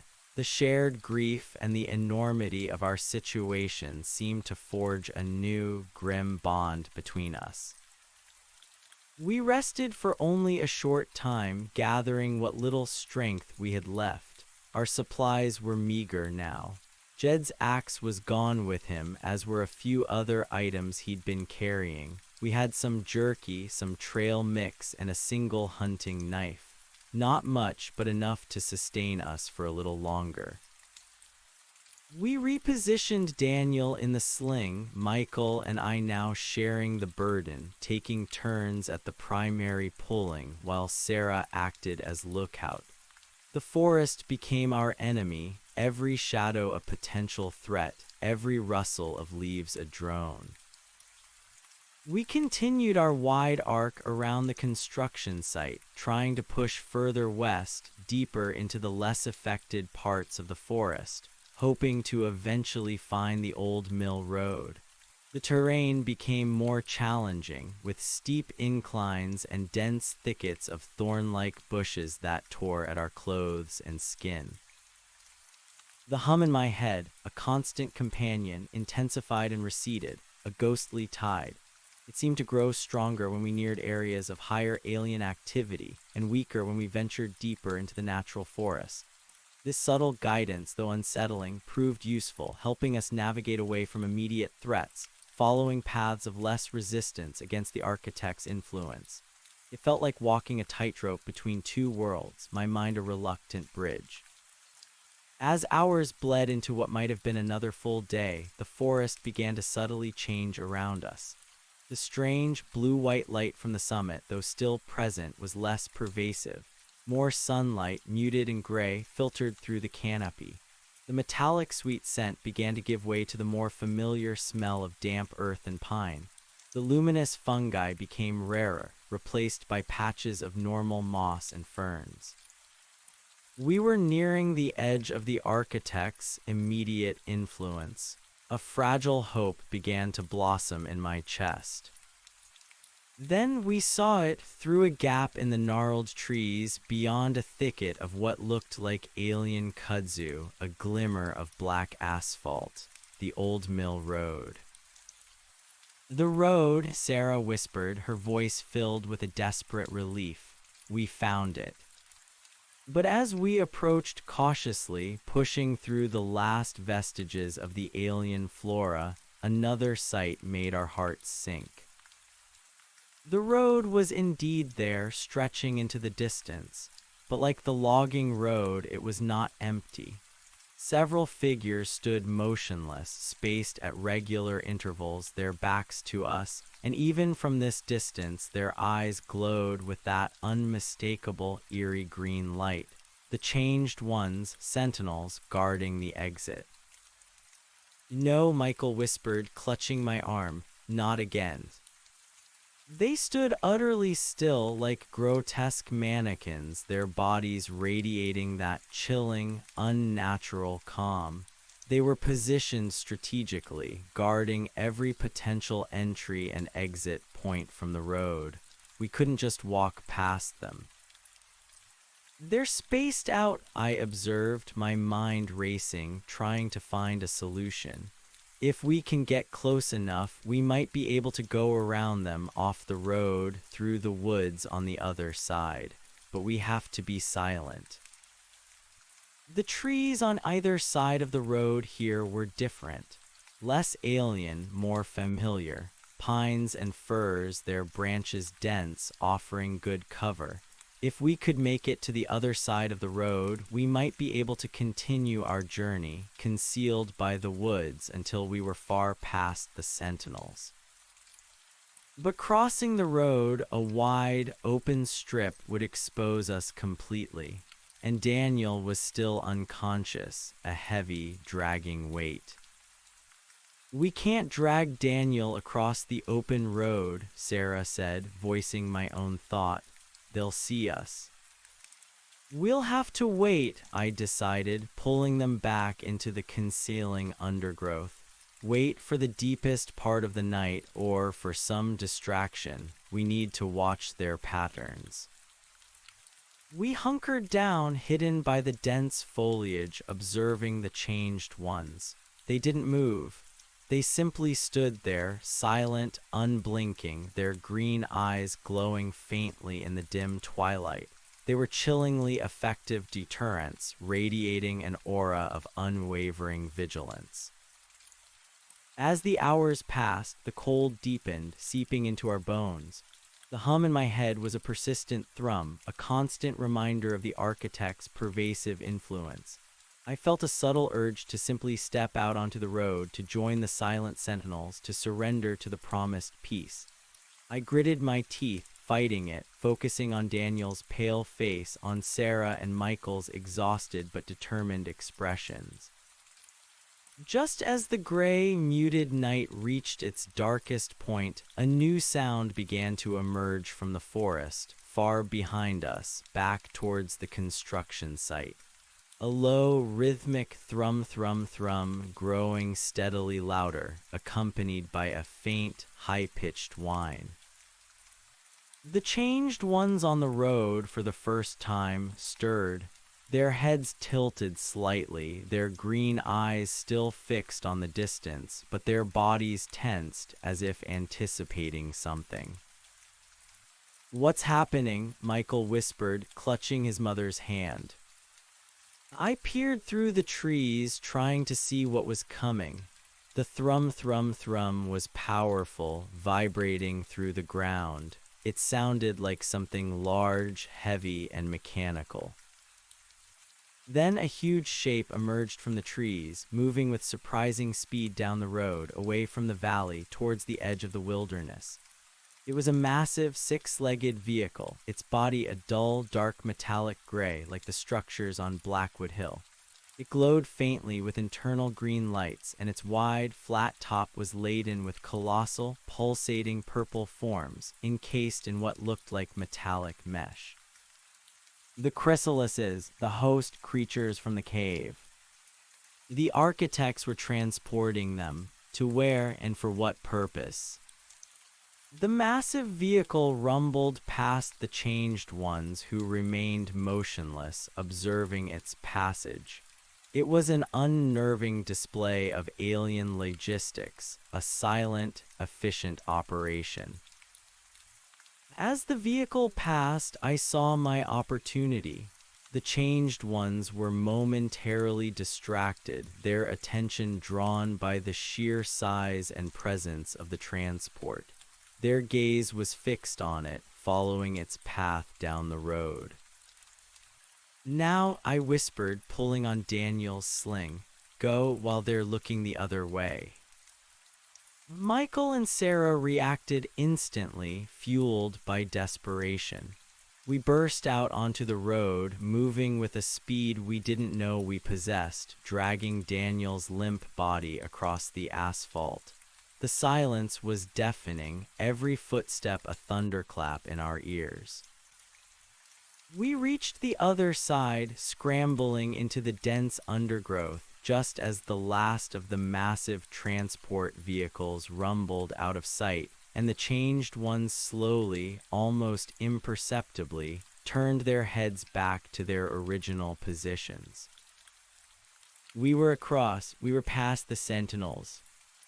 We made it, Sarah gasped, collapsing against a tree, tears of relief and exhaustion streaming down her face. Michael sank to the ground, pulling Daniel close, checking his breathing. It was shallow but steady. "We're not out of the woods yet," I said, my voice barely a whisper, forcing myself to push past the wave of dizziness. "But we're closer. We have to keep moving, away from this road, deeper into what Jed called the real forest." The trees here were undeniably different. They were tall, straight pines and sturdy birches, their bark rough, their needles sharp. The blue-white light of the alien forest was now almost completely absent, replaced by the faint, normal starlight filtering through the canopy. The metallic sweet scent had faded to almost nothing, and even the omnipresent hum seemed less insistent, a distant echo rather than an intrusive presence. We had truly crossed a boundary. We were leaving the architect's immediate sphere of influence. We pressed on, guided by instinct and the faint light of the stars. The terrain was still challenging, but it was familiar challenge now, not the alien, unsettling landscape of the mountain. We walked through thickets of berry bushes, over rocky streams, across clearings filled with wild flowers. As the hours passed, the sky began to lighten, not with the strange blue-white glow of the alien dawn, but with the familiar pinks and oranges of a true sunrise. The first rays of the sun, warm and golden, pierced through the canopy, painting the forest in hues of vibrant green and earthy brown. It was real sunlight, and it was glorious. The sight, after days of unnatural light, brought tears to my eyes. It was a beacon of hope, a promise of a world still untouched. But with the sunlight came another realization. We were exhausted. Daniel was still unconscious, and we had no idea how far we still had to go. "We need to find a place to rest," Sarah said, her voice strained. "We can't keep going like this." "She's right," Michael agreed, his face pale with fatigue. "And Daniel needs attention. He's barely moved." I looked around. The forest here felt wilder, more remote. There were no signs of human habitation, but also no signs of alien influence. It was a truly natural forest, albeit an eerily silent one, perhaps because all the animals had fled the valley's influence. "Let's try to find some water," I suggested, "and a secure spot. We can't afford to be caught out in the open." We continued for another half hour, pushing through the dense woods until we heard the faint murmur of running water. A stream, clear and bright, snaked through a small ravine. Its banks were lined with mossy rocks and ancient trees. It looked like a perfect spot. We carefully descended into the ravine, found a sheltered alcove beneath a cluster of large boulders, and collapsed. Michael went to the stream, filling our water bottles, while Sarah began to check on Daniel. I sat down, leaning against a rough boulder, my body screaming in protest. The hum in my head was almost gone now, a faint, distant whisper, easily ignored in the presence of true daylight and the sounds of a normal forest. But the memory of it, the memory of the architect's voice, of their chilling plan, was vivid and terrifying. "He's still out cold," Sarah reported, her voice filled with concern. but his breathing is strong, no signs of injury, just exhaustion and shock, I think. We'll need to make a fire, Michael said, returning with the filled water bottles. It'll keep us warm and maybe signal for help. No, I said, shaking my head. Not yet. We don't know who's out here or how far their reach extends. A fire might attract unwanted attention. We need to stay hidden until we're absolutely sure we're safe. They nodded, understanding the gravity of my words. We ate the last of our jerky and trail mix, rationing carefully. The food was bland, but it provided a much-needed burst of energy. As the sun climbed higher, casting dappled light through the trees, we took turns keeping watch. The forest was eerily quiet, save for the gentle murmur of the stream and the occasional rustle of leaves. No birds sang, no insects buzzed. It was beautiful, but unsettling in its silence. I spent my watch scanning the horizon, trying to gauge our position. We had to be far from the valley by now, perhaps 20 or 30 miles, but the true scale of the architect's influence remained a terrifying unknown. How widespread was their assimilation? How far had their signals reached? As the day wore on, Daniel began to stir. His eyelids fluttered, and he let out a soft groan. "Daniel," Sarah whispered, kneeling beside him, her face filled with hope. His eyes opened slowly, blinking against the filtered sunlight. They were unfocused at first, wide with a familiar terror, then slowly, agonizingly, they began to focus on our faces. "Alex," he whispered, his voice hoarse, weak. Where are we?" "We're out," I said, a wave of profound relief washing over me. "We're out of the alien forest. We're safe for now." He tried to sit up, but a wave of dizziness overwhelmed him. Michael helped him, offering a cup of water. Daniel drank deeply, his hands trembling.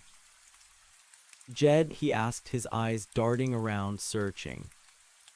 Sarah looked at me, then back at Daniel, her eyes filled with sorrow.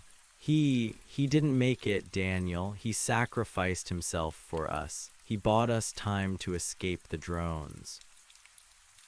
Daniel's face crumpled.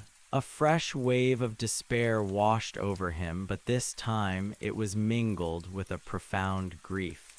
He closed his eyes, tears escaping from beneath his lids. "I'm so sorry, Daniel," I said, reaching out to gently touch his arm. He was a good man. He nodded, unable to speak, his body shaking with silent sobs.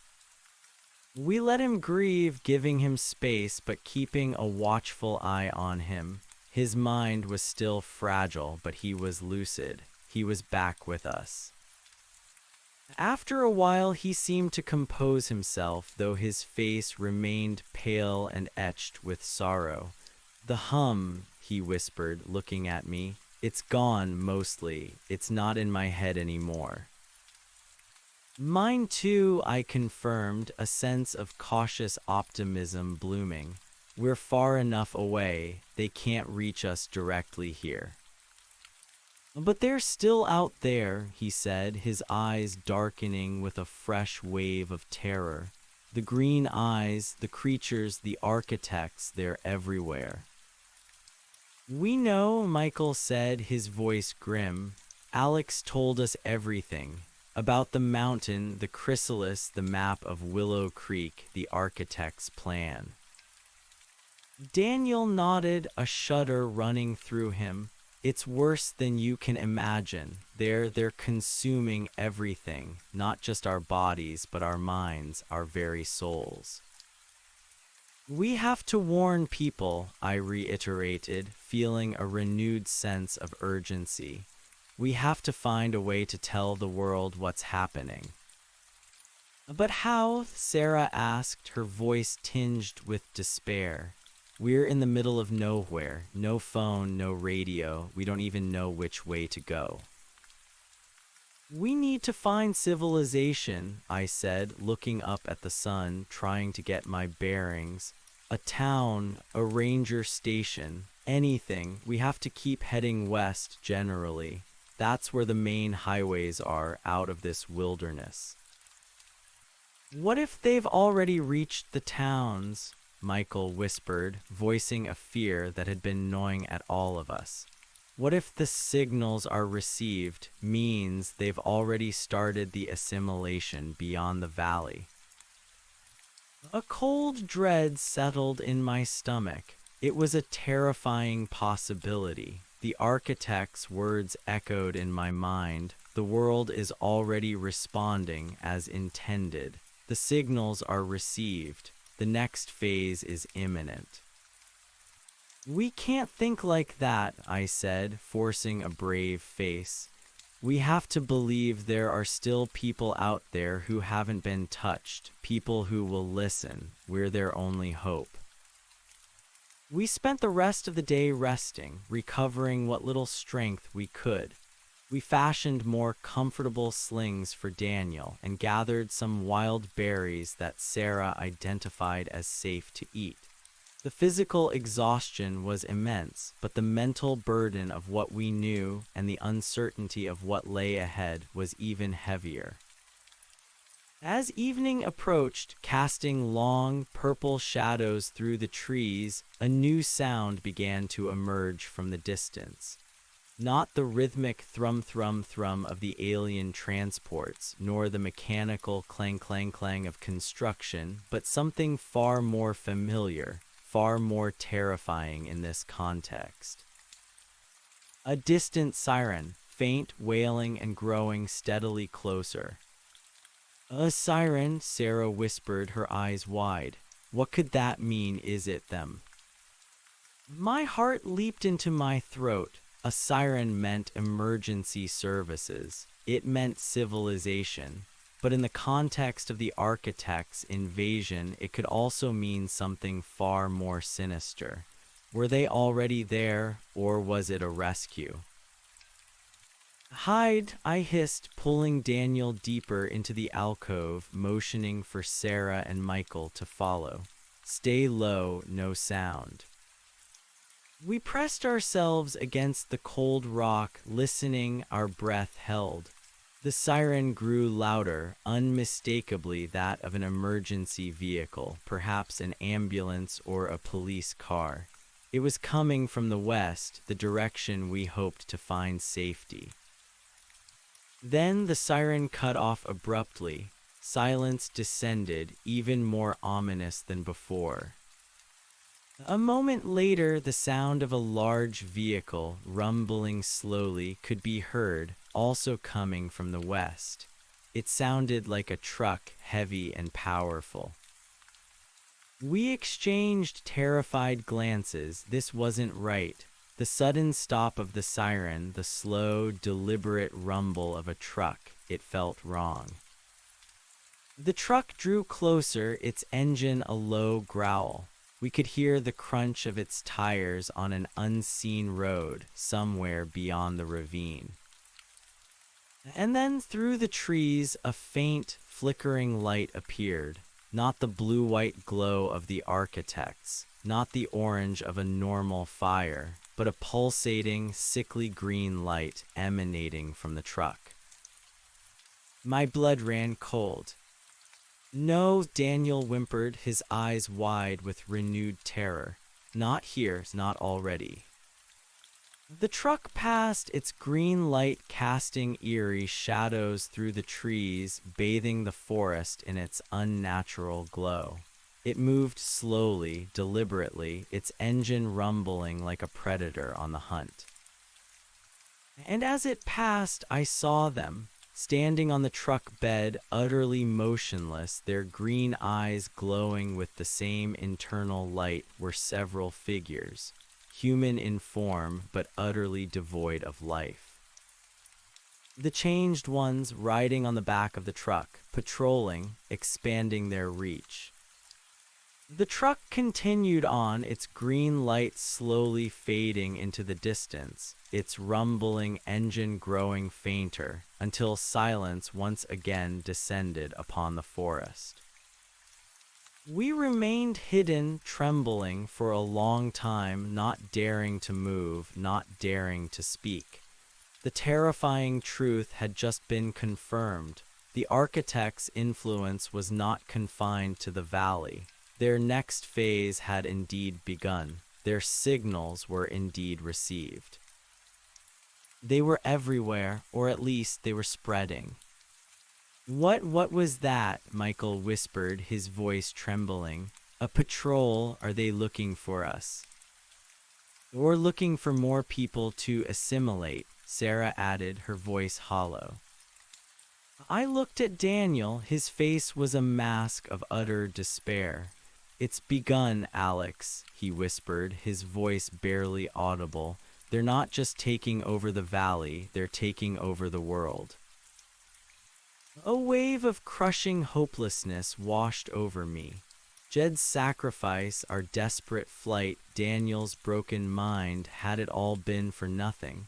If the architects were already out here, far beyond the valley, then what chance did we have? Who would believe us? Who would even be left to warn? But then a stubborn spark of defiance ignited within me. No, I wouldn't give up. Not after everything we'd been through. Not after Jed.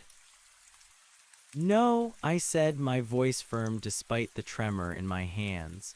This isn't the world. This is still just a part of it. A remote part. We have to keep going. We have to find an actual town, a populated area that hasn't been touched. If they're patrolling, it means they're still establishing control. It means there's still time, somewhere. My words, though filled with a desperate hope, were also a desperate gamble. We had no way of knowing how far the architects' reach extended, how deep their assimilation ran. What if we find other survivors? Sarah suggested, her voice slightly stronger now. People who saw things too, we could band together. Yes, I agreed, seizing on the idea. There have to be others, people who escaped like us. We need to find them, and we need to find a way to communicate, a way to broadcast our message. We decided to move again at first light, continuing our westward journey, but this time with an even greater sense of urgency and caution. We would avoid roads, sticking to the deep wilderness until we were absolutely sure we were clear of any patrols. Our goal was to find a small, isolated town, ideally one that hadn't seen the glow of a green-eyed truck. As dawn broke, painting the sky with streaks of purple and gold, we emerged from the ravine, ready to face whatever new horrors awaited us. The forest felt different now.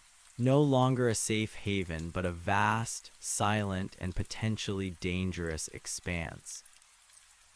We walked for what felt like an eternity, keeping a vigilant watch, straining our ears for any sound of alien activity. The physical toll was immense. Daniel, though conscious, remained weak, leaning heavily on Michael and me. Sarah, despite her own exhaustion, maintained a stoic facade, her gaze constantly sweeping our surroundings. Hours passed. The sun climbed high, then began its slow descent towards the west. Our supplies dwindled.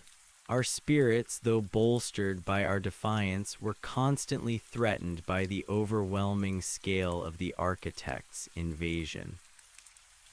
Then, in the late afternoon, we smelled it. Not wood smoke, not pine, but something else entirely.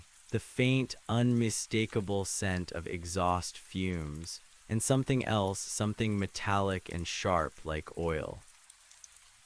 We froze, hiding behind a thick cluster of ancient oak trees. We were in a patch of forest that felt truly normal now, devoid of the alien luminescence or the metallic sweet scent. The trees were old growth, towering and majestic, their leaves rustling gently in a faint breeze. Cautiously, I crept forward, pushing aside a screen of thorny bushes until I had a clear view.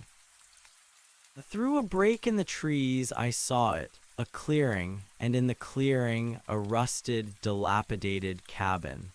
Smoke curled lazily from its stone chimney, a comforting, familiar sight. And parked beside it, a battered old pickup truck. Its tires were muddy, its paint faded, but it was undeniably a human vehicle. And the green light was absent. No glowing eyes, no metallic sheen, just the dull gray of old metal, the familiar scent of gasoline. My heart hammered in my chest, hope pure and untainted surged through me. This was it, a pocket of sanity, a chance. Human, I whispered back to Sarah, Michael, and Daniel, my voice thick with emotion. It's human, a cabin, a truck, and no green lights.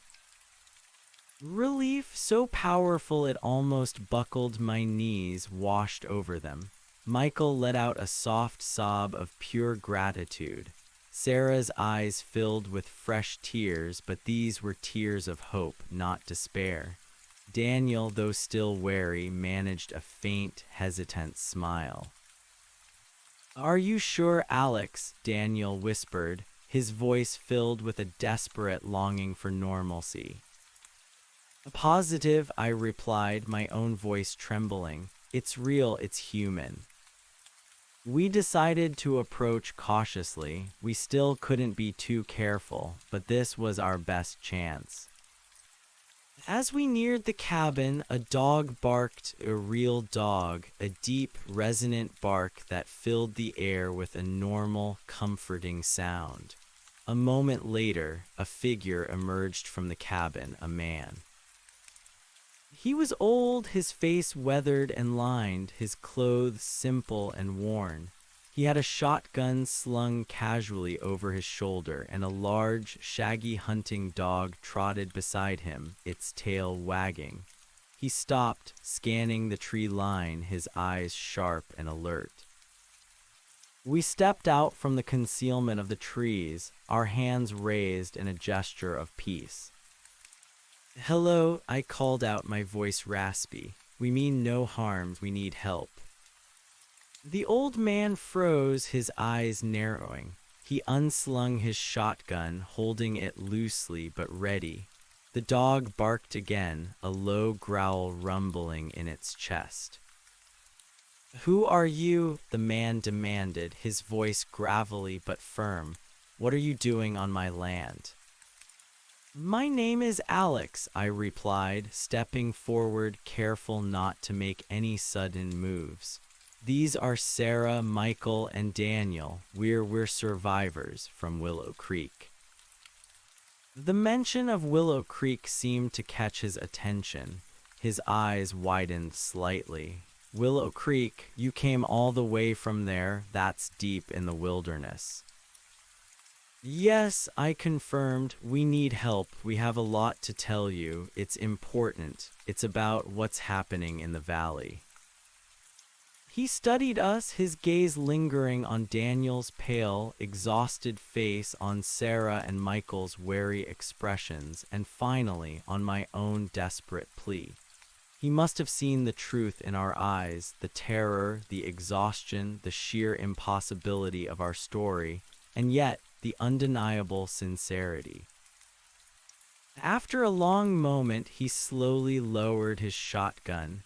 "Come on in," he said, his voice softer now. "You all look like you've seen a ghost, or worse." He led us into the cabin. It was small, rustic, but warm and inviting, smelling of wood smoke and brewing coffee. A fire crackled cheerfully in the hearth. This was civilization. This was human. He introduced himself as Salas. He listened in stunned silence as we recounted our tale, from the storm to the mountain, the architects, the chrysalises, the changed ones, Jed's sacrifice, and finally, the green-eyed truck patrolling the wilderness. He poured us hot coffee and offered stale biscuits, listening patiently, his old eyes fixed on our faces. The dog, Barnaby, sat quietly beside him, occasionally nudging his hand. When we finished, the cabin was silent, save for the crackle of the fire. "Green eyes, you say," Silas finally spoke, his voice low and thoughtful. "And things being built in the mountains." "Yes," I confirmed, my voice hoarse. "Colossal structures, they're cultivating something." Silas rubbed his chin, his gaze distant. "I've been hearing things, disturbing things, from the few folks who come out this way for supplies, whispers of people vanishing, of strange lights in the sky, of a new kind of a quiet in the forest." "The hum," Daniel whispered, his eyes wide. "Yes," Silas said, his eyes meeting Daniel's. "A low thrum, like a faraway engine, gets in your head, makes you feel sleepy, like you don't need to worry about anything." He knew he hadn't been directly exposed to the valley, but he had felt its insidious influence. "So you believe us?" Sarah asked, a flicker of hope in her voice. Silas looked at us, his gaze steady and unwavering. "I've seen enough in my years to know when folks are telling the truth, even when the truth is stranger than fiction. And the look in your eyes, that's not something you can fake." A wave of profound relief washed over me. He believed us. We weren't alone. "What do we do?" Michael asked, his voice filled with urgency. "We need to warn the authorities, the military, someone." Silas nodded grimly. "I have an old two-way radio, used to talk to a few other hermits, ranger stations, way back. It's solar-powered. Haven't tried it in months, but it might still work. It's our best bet." He led us to a small, cluttered room at the back of the cabin. There, on a dusty workbench, sat an ancient, heavy-duty radio, bristling with antennas and knobs. "It's a long shot," Silas admitted, running a hand over the equipment.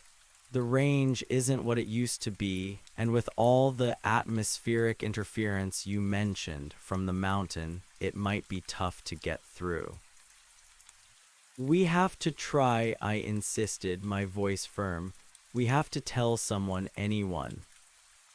Silas began to set up the radio, meticulously checking connections, adjusting antennas. Daniel, though still weak, watched him with a flicker of interest, a glimmer of his old self returning. Sarah and Michael helped where they could, fetching tools, holding wires. As Silas worked, I felt a familiar tension building within me. We were on the cusp of something monumental. If we could get through, if we could warn the world, there might still be a chance. But if we failed... Finally, Silas adjusted the last knob. A low crackle emerged from the speaker, followed by static. "All right," he said, his voice gruff. "Give me a moment. I'll try the usual channels. Ranger stations first, then emergency frequencies. See if anyone's out there." He began to key in frequencies, his brow furrowed in concentration. The static hummed, filling the small room, punctuated by occasional bursts of white noise. We waited, breathless, our hearts pounding. Minutes stretched into an eternity. Silas tried channel after channel, but the only response was static. "Nothing," he muttered, his voice grim. "Dead air, as if the whole world went silent." Despair began to creep back in, cold and insidious. Had we been too late? Had the architects truly spread their influence so widely, so silently, that even the airwaves were dead? Keep trying, Silas, I urged, my voice desperate. Try military channels, try anything. He nodded, his jaw set, and began to dial through more obscure frequencies, more static, more silence. Then, just as he was about to give up on another channel, a faint, almost imperceptible sound broke through the static. Not a voice, not a signal, but a rhythmic pulse, a low, rhythmic thump, thump, thump. Silas froze, his hand hovering over the dial. What in tarnation? The thump, thump, thump grew stronger, clearer, cutting through the static with an unnerving clarity. Silas leaned closer to the speaker, his eyes wide. That's no radio signal I've ever heard, he murmured, his voice tight with apprehension. The thump, thump, thump was slow, deliberate, like a colossal heartbeat or the methodical pulse of an immense machine. It had a strange resonance, a deep, underlying vibration that seemed to bypass the ears and go straight to the chest. Can you tell what it is? I asked, my voice barely a whisper. The air in the small cabin felt heavy, charged with an unspoken dread. Silas adjusted a fine-tuning knob, trying to isolate the sound, but it remained elusive, ethereal, like a ghost in the static. It's like it's coming from everywhere and nowhere at once, he finally said, shaking his head. Too low frequency for normal transmission, almost like a pulse. A global pulse. Daniel clutched Sarah's hand, his face pale. The hum, he whispered. It's like a different version of the hum, stronger, somehow deeper. Suddenly, the rhythmic pulse intensified, vibrating through the very floorboards. It was no longer just a sound. It was a physical sensation, a pressure in our heads, a subtle tremor in our bodies. The green light from the distant truck we'd seen earlier flashed in my mind, and the architect's chilling words echoed. The world is already responding as intended. The signals are received. The next phase is imminent. What if it's their signal? I breathed, the realization dawning on me with terrifying clarity. What if this is what they meant by the world responding? Silas looked at me, his eyes grim. He understood. This wasn't just a localized invasion anymore. This was a worldwide phenomenon, a grand, horrifying symphony of assimilation. He tried a few more frequencies, desperate to find anything else, any human voice amidst the growing, rhythmic thrum. But there was nothing. Only static and that increasingly dominant, unnerving pulse. It's no good, he said, slumping back in his chair, defeated. Whatever this is, it's drowning everything out, or there's nothing left to hear. A heavy silence descended upon the cabin, broken only by the eerie thump, thump, thump from the radio speaker. Our hope, so recently rekindled, began to flicker and wane. We had found a haven, a believer, a means to communicate, only to discover that the very airwaves were compromised. We can't give up, I said, my voice trembling but firm. There has to be another way, other radios, other towns. This can't be all there is. Silas looked at me, a deep sadness in his eyes. This valley, Alex, it's remote. The nearest substantial town is over 100 miles west, and judging by that truck and this pulse, who knows what we'd find there. We have to try, Sarah insisted, her arm wrapped protectively around Michael. For Jed, for everyone. Daniel, though still weak, pushed himself forward. I remember when I was in town before I ran, I saw something in the old public library. They had an emergency broadcast system for local alerts. It wasn't connected to the main grid. It was old, independent. My head snapped up. An emergency broadcast system, like a local radio station. More like a loudspeaker system, Daniel clarified, his brow furrowed in concentration. For town-wide announcements, powered by its own generator. It was supposed to be a backup for extreme weather or other local disasters. Could it still be working? Michael asked, a flicker of hope in his eyes. It's worth a shot, I said, a new plan forming in my mind. If it's independent, it might not be affected by their jamming or whatever that pulse is. If we could get to it, we could broadcast a message, just to Willow Creek, to anyone who's still human. Salas leaned forward, his interest piqued. Willow Creek, you say you want to go back? It's our home, I said, a fierce determination rising within me. And if Daniel's right, if that system is still working, it's our only chance to tell the people who are still trapped there what's happening. Maybe, just maybe, it can wake some of them up, or give some of the unaffected a chance to escape. Silas stroked his beard thoughtfully. It's a long way back, and the valley, it's a death trap. We know the risks, I said, looking at Daniel, then Sarah and Michael.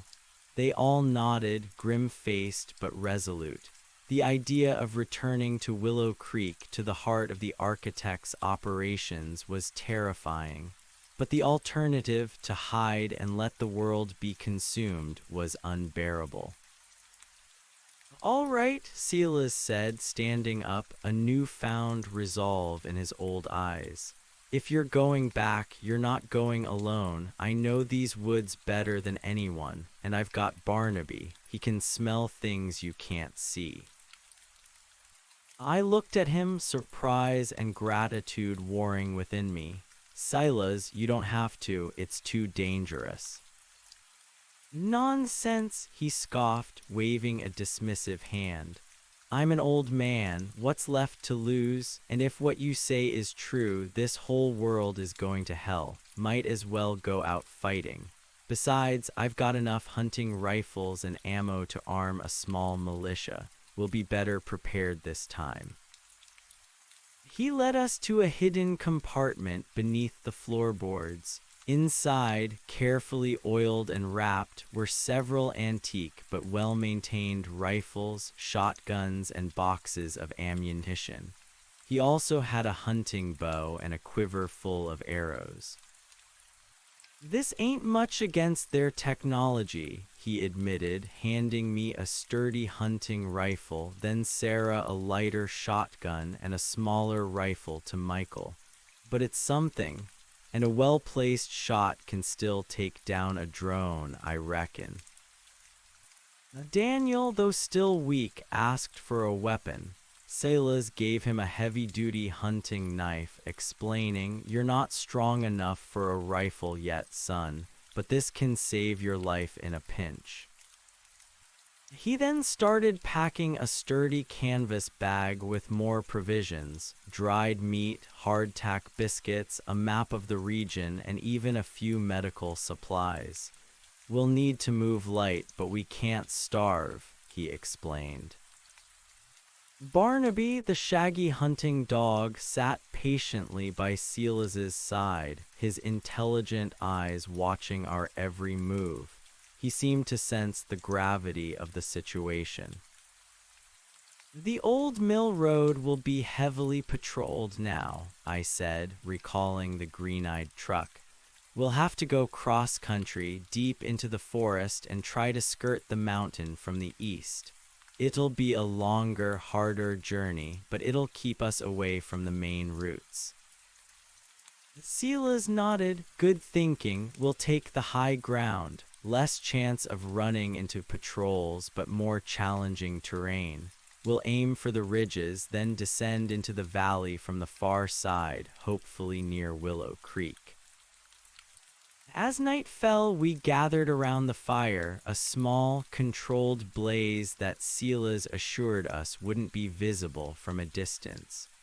The rhythmic thump thump thump from the radio was still faintly audible, a constant, chilling reminder of the global threat. We spent the night planning, mapping out our route, discussing potential dangers. Silas, with his vast knowledge of the local wilderness, proved to be an invaluable asset. He knew hidden trails, safe clearings, and potential ambush points. "Those gray creatures you mentioned, Alex," Silas said, cleaning a rifle, "and those metallic drones, they won't be easy. But we've got firepower now. We'll try to avoid them, but if we have to fight, we fight to kill." The resolve in his voice was contagious. It wasn't hope, not exactly, but a grim, unyielding determination.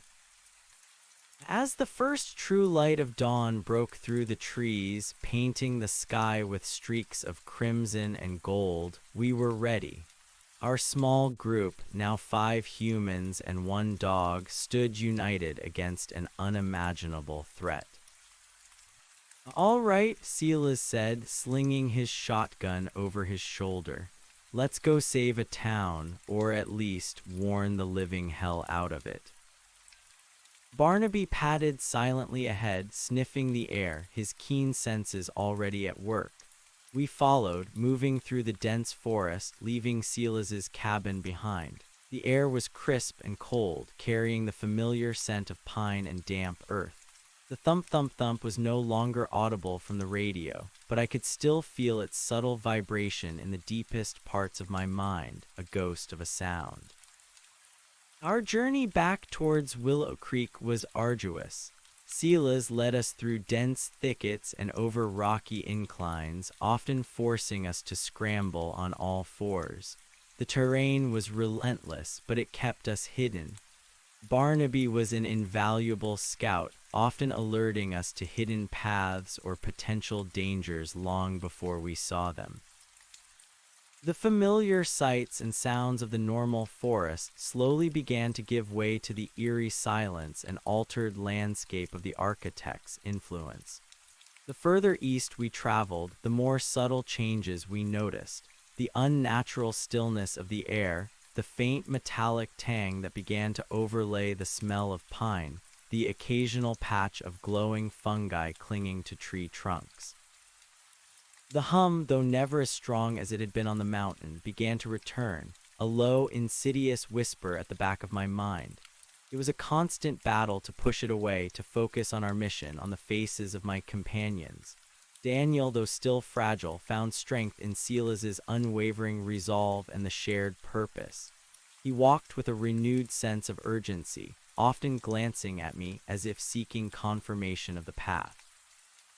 One afternoon, as we cautiously navigated a particularly dense patch of woods, Barnaby suddenly stopped, his hackles raised, a low growl rumbling in his chest. He stood perfectly still, his nose pointed towards a distant copse of trees, his body tense with apprehension. "What is it, boy?" Silas whispered, gripping his shotgun. I peered through the foliage, my heart pounding. The hum in my head had intensified, a wave of profound fatigue washing over me, making my limbs feel heavy. Then I saw them, not the drones, not the gray creatures. These were the changed ones, but unlike the motionless sentinels on the road, these were moving. A patrol. There were at least a dozen of them, moving with a disturbing, synchronized gait, sweeping through the forest. Their movements were fluid, graceful, yet utterly devoid of natural rhythm. Their green eyes glowed faintly, even in the dappled sunlight. They carried no weapons, but their presence alone was chilling, radiating an aura of silent, implacable purpose. Patrol, I whispered, pulling everyone back deeper into the cover of a thick cluster of ancient firs. They're sweeping the forest, probably looking for survivors. Silas raised his shotgun, his face grim. They're too many. We can't take them on. We hide and we pray they don't find us. We pressed ourselves against the rough bark of the trees, holding our breath, trying to meld with the shadows. Barnaby, though still growling softly, remained silent at Silas's feet, his intelligent eyes fixed on the approaching patrol. The changed ones moved with an unsettling efficiency. They didn't speak, didn't make any unnecessary sounds. Their footsteps were unnervingly soft, almost silent on the forest floor. The only sound was the subtle rustle of leaves and the faint, almost musical hum that seemed to emanate from their very forms, blending with the hum in my own head. They passed within yards of our hiding place, their green eyes sweeping through the undergrowth with unsettling precision. One of them, a woman with long, braided hair, turned her head slightly, her glowing eyes seeming to bore directly into our hiding place. My heart leaped into my throat. She paused for a split second, then with an almost imperceptible tilt of her head, continued on, her gaze unwavering. Had she seen us, or was it just an unnerving coincidence? The hum in my head seemed to pulse in response, a vague suggestion of peace, of surrender. I fought it, clenching my jaw, forcing myself to focus on the cold reality of our situation. After what felt like an eternity, the patrol moved on, their synchronized forms disappearing into the deeper shadows of the forest. The hum in my head slowly receded, replaced by the pounding of my own heart. We remained hidden for a long time, not daring to move, not daring to speak. The encounter had left us all shaken. The changed ones were not just mindless drones, they were efficient, methodical, and utterly chilling in their silent determination. "Too close," Sarah whispered, her voice trembling. Michael clung to her, his face pale. Daniel looked as if he was about to collapse, the renewed trauma of seeing the changed ones clearly visible in his eyes. Silas slowly lowered his shotgun. "They're getting organized. This ain't just random searching. This is a deliberate sweep." "They're tightening their grip," I agreed, my voice hoarse. "They know there are survivors. They're hunting us."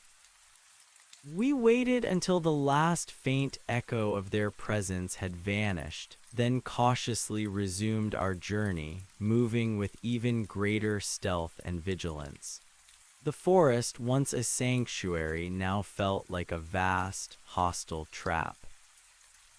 As we pushed further east, closer to Blackwood Hill, the transformation of the forest became more pronounced. The luminous fungi grew more prevalent, casting an eerie glow over the landscape. The metallic sweet scent grew stronger, almost cloying, and the trees themselves began to change, their bark taking on a subtle, iridescent sheen, their branches twisting into unnatural, elegant forms. We were nearing the architect's main sphere of influence once more. The air was thick with the omnipresent hum, and the distant, rhythmic thump-thump-thump of the global pulse seemed to resonate through the very earth, a constant, low thrum beneath our feet. Silas pointed to a distant ridge. "From there," he whispered, "we should be able to see the valley and Willow Creek." We climbed the ridge slowly, painfully, every muscle screaming in protest. As we neared the summit, the blue-white glow from the architect's structures on Blackwood Hill became visible, a beacon of alien power against the twilight sky. The sight filled me with a fresh surge of fear and determination. Finally, we reached the ridge line, peering through a thick screen of pines. Below us, the valley spread out, bathed in the strange, perpetual dusk of the alien influence. And there it was, Willow Creek. But it was no longer the town we remembered. The familiar houses, shops, and streets were still there, but they were encased, integrated, transformed. Massive obsidian structures, similar to the architect's creations on the mountain, now rose from the town square, from the roofs of buildings, from the very earth itself. They pulsed with faint green light, interconnected by glowing lines of energy that crisscrossed the landscape like an alien nervous system. The river, which once flowed clear and bright, now glowed with an unsettling blue-white luminescence, its banks lined with the same strange, iridescent flora we'd seen on the mountain. And the air was filled with a constant, low, rhythmic, mechanical clang-clang-clang, the sound of continuous, methodical construction. Everywhere we looked, smaller, gray-green creatures and metallic drones moved with purposeful efficiency, tending to the evolving structures, shifting glowing materials, seemingly rebuilding the town piece by piece. "My God," Sarah whispered, her voice filled with horror. It's gone." Michael stared, his mouth agape, tears silently streaming down his face. Daniel closed his eyes, unable to bear the sight, a soft whimper escaping his lips. "The library," I whispered, my voice choked with grief and rage. "Where's the library?" I scanned the transformed town, desperately searching for the familiar red brick building, the place where Daniel remembered the old broadcast system. It was hard to distinguish anything amidst the alien structures and glowing lines. Then I saw it, or what was left of it. The library was still there mostly, but its roof had been peeled back, revealing a cavernous interior now filled with glowing machinery. A tall, thin spire, pulsating with green light, rose from its center, reaching into the twilight sky. It seemed to be a central hub, a focal point of the assimilation. "It's changed," Daniel whispered, opening his eyes, his voice filled with despair. "It's one of their processing centers now." The hum in my head was overwhelming here, a chorus of voices, a symphony of alien purpose, pushing, pulling, promising peace, promising a perfect, harmonious end to all suffering. It was almost unbearable, a relentless assault on my sanity. "We can't go in there," Silas said, his voice grim. "It's suicide. The whole town is swarming with them, and that library, it's too central." Despair, cold and absolute, washed over me. Our last hope, our desperate gamble, had been for nothing. Willow Creek was lost, utterly, irrevocably lost. I sank to my knees, the weight of everything, Jed's sacrifice, Daniel's shattered mind, the relentless pursuit, the horrifying transformation of our home, finally crushing me. The hum seemed to grow louder, offering its insidious comfort, urging me to just let go, to merge, to become part of the great harmony. "No," I whispered, fighting it, fighting the despair, the lure of the architect's peace. "No, I won't give up, not now." I looked at my companions, their faces etched with grief and horror. But even amidst their despair, I saw a flicker of something else, defiance.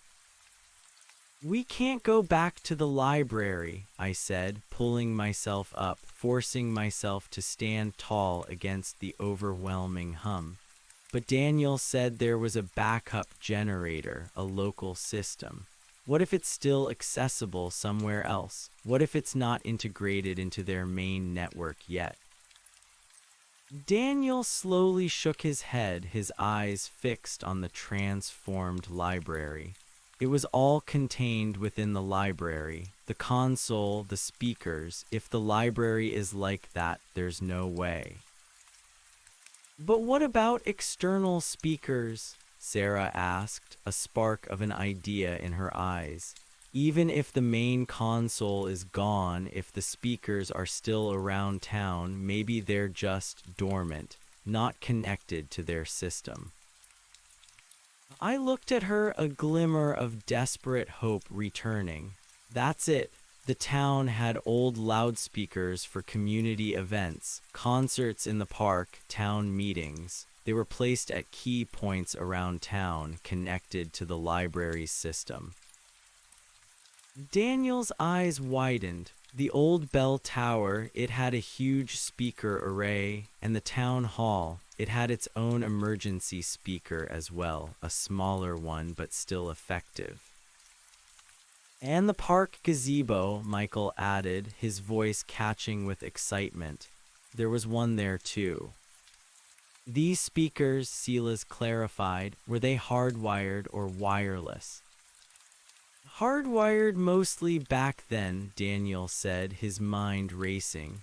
Old tech, thick cables, but the bell tower one, it had a small, independent power source for local announcements, a battery backup, and it was pretty high up. A new plan began to form, dangerous, desperate, but a plan nonetheless. If the old, hardwired speaker system was still intact, and if we could find a way to access one of the external speaker hubs, we might still be able to broadcast. It wouldn't be through the library console, but directly into the town's old infrastructure. We just needed a power source, a microphone, and a way to connect. We need to get to one of those external speakers, I said, looking from Daniel to Silas, and we need to bring a power source and a microphone. Silas rubbed his chin, a thoughtful expression on his weathered face. I have a portable battery pack for charging my old flashlight and other small electronics, and I have an old megaphone for calling Barnaby home when he wanders too far. It has a built-in microphone. My heart leaped. Sila's your lifesaver. But how do we connect it? Sarah asked, ever practical. We need to tap into the speaker's wiring. Silas, with a twinkle in his eye, reached into his utility belt and pulled out a small, well-used toolkit. I've done my share of repairs around the cabin. If the wiring is still standard, I might be able to jury-rig something. The bell tower speaker is our best bet. It's high up, and it had that independent battery backup. It's also heavily exposed, Daniel added, his voice grim, right in the middle of town near the old clock tower. The changed ones patrol there constantly. Then we go at night, I said, my gaze fixed on the glowing, pulsating heart of Willow Creek. Deepest night, and we make it fast, a quick hit. Get in, broadcast, and get out. We spent the rest of the dwindling daylight hours observing the town from the ridge, meticulously noting the patrols of the changed ones and the gray creatures. We marked their routes, their rhythms, looking for any weaknesses, any gaps in their vigilance. The metallic drones buzzed and whirred around the new structures, their green optics scanning constantly. As the strange, perpetual dusk deepened, casting long, eerie shadows over the transformed valley, a new, unsettling sight emerged. Several of the massive, six-legged transport vehicles, similar to the one we'd seen on the old mill road, began to rumble through the streets of Willow Creek, laden with more colossal, pulsating purple chrysalises. They were bringing in more of the host creatures. This wasn't just about changing the existing population. It was about cultivating an entirely new one, a new form, as the architects had stated. The sheer scale of their operation was staggering, overwhelming. The hopelessness threatened to return, but I pushed it down, focusing on the bell tower, on Silas's toolkit, on Daniel's desperate hope. "Okay," I said, drawing a deep breath. "Here's the plan. We'll approach the town from the east, through the old woods, using the natural cover of the ravine that leads to the old church grounds. The bell tower is right next to the church. Silas, you and I will go for the bell tower. Sarah and Michael will stay hidden in the ravine with Daniel, covering our retreat, ready to move if we get into trouble." Sarah immediately protested. "No, Alex, we're not splitting up. We stay together. We cover each other." "She's right," Silas agreed. "We're stronger as a unit, and those drones, they're fast. We need all the eyes we can get." "But Daniel's too weak to climb the tower," I argued, "and will be too exposed." "Then Michael and I will stay with Daniel in a hidden position within sight of the bell tower," Sarah compromised. "We'll provide overwatch. You and Silas do the climbing and the connection. If anything goes wrong, we create a diversion and cover your escape." It was a risky compromise, but a necessary one. Daniel was still too frail for direct action, and Michael, though brave, was still young and relatively inexperienced with the weapons. Their role as cover and escape route was crucial. "All right," I conceded, "but you stay hidden, and if we get compromised, you run. Don't wait for us. You get Daniel out of here." Sarah nodded, a grim determination on her face. Michael, though pale, squared his shoulders. As the artificial night of the valley reached its deepest point, the blue-white light from Blackwood Hill pulsed with an unnerving rhythm, illuminating the transformed town below. The air was thick with the metallic sweet scent and the ever-present hum, which now felt like a physical pressure against my eardrums. "Let's go," Silas whispered, taking the lead, Barnaby padding silently beside him. We moved with extreme caution, weaving through the glowing, altered forest, following the contours of the ravine. The silence was oppressive, broken only by the distant clang-clang-clang of construction and the faint whir of drones. As we neared the edge of the town, the drone activity increased. Their green optics swept through the air, their multi-jointed legs clicking as they patrolled the perimeters. The changed ones moved through the streets, silent and vigilant, their glowing eyes like emerald beacons in the gloom. We reached the ravine that led to the old church grounds. It was overgrown with twisted, glowing flora, providing good cover. We crept through it, our weapons ready, our senses heightened. The old church, its steeple still recognizable, was mostly intact, though its windows now glowed with an internal green light and strange, obsidian growths clung to its stone walls. The bell tower, a separate structure, rose tall and imposing beside it, its large metal speaker array visible at the very top. "This is it," I whispered, my heart hammering against my ribs. Silas pointed to a cluster of dense, thorny bushes near the entrance to the ravine, offering good concealment. "Sarah, Michael, Daniel, you three stay here. Keep low, don't make a sound. Watch the tower. If we need to pull back, I'll give a specific bird call, a hoot owl. If you hear it, cover our retreat with whatever firepower you can, then fall back deeper into the ravine." Sarah nodded, gripping her shotgun.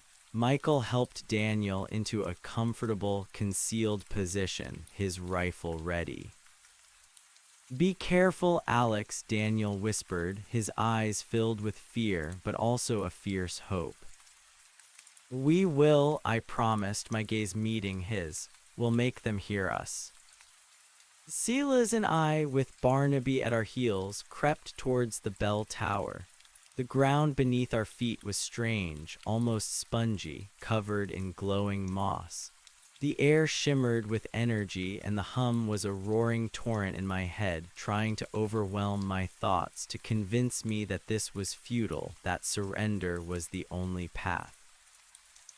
We reached the base of the bell tower. It was a sturdy stone structure, old and weathered. The door, surprisingly, was still made of wood, though strange, glowing tendrils of alien flora had begun to coil around its frame. Silas produced a set of lock-picking tools from his belt, ancient but effective. He worked quickly, his calloused fingers surprisingly nimble.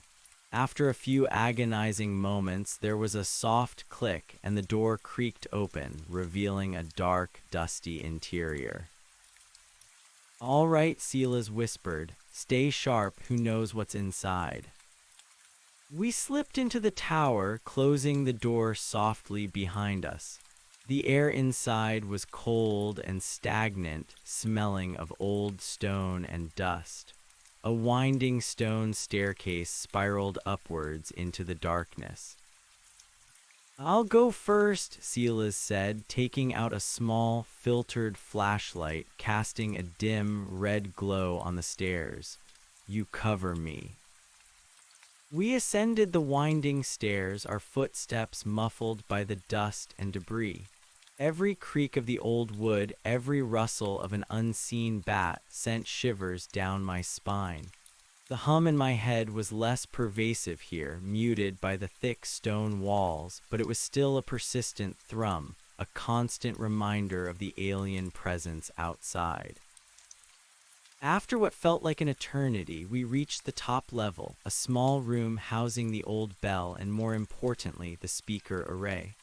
The bell itself was still there, but it was silent, covered in a thin layer of glowing metallic dust. The speaker array, a large, weathered metal horn, was mounted on the exterior wall, its wiring running into a junction box on the interior. "There it is," I whispered, a surge of adrenaline coursing through me. Silas immediately went to the junction box. It was old, corroded, but still recognizable. He opened it carefully, revealing a tangle of thick, colored wires.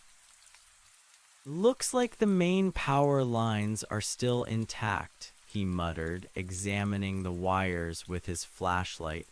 "And the speaker wires are here too. Good, this is doable." He took out his toolkit, selecting a pair of wire strippers and a multi-tool. He then retrieved his portable battery pack and the old megaphone. "The battery pack should give us enough juice for a short broadcast," he explained, connecting the megaphone's output to a bare wire. "And the megaphone has its own microphone. It's clunky, but it'll work." He began to meticulously strip wires, testing them with a small voltage meter. I stood guard, my rifle raised, peering through a narrow, arched window, scanning the transformed town below. The green eyes of the changed ones moved through the streets like phantom lights in the gloom. Drones buzzed overhead, their whirring a constant threat.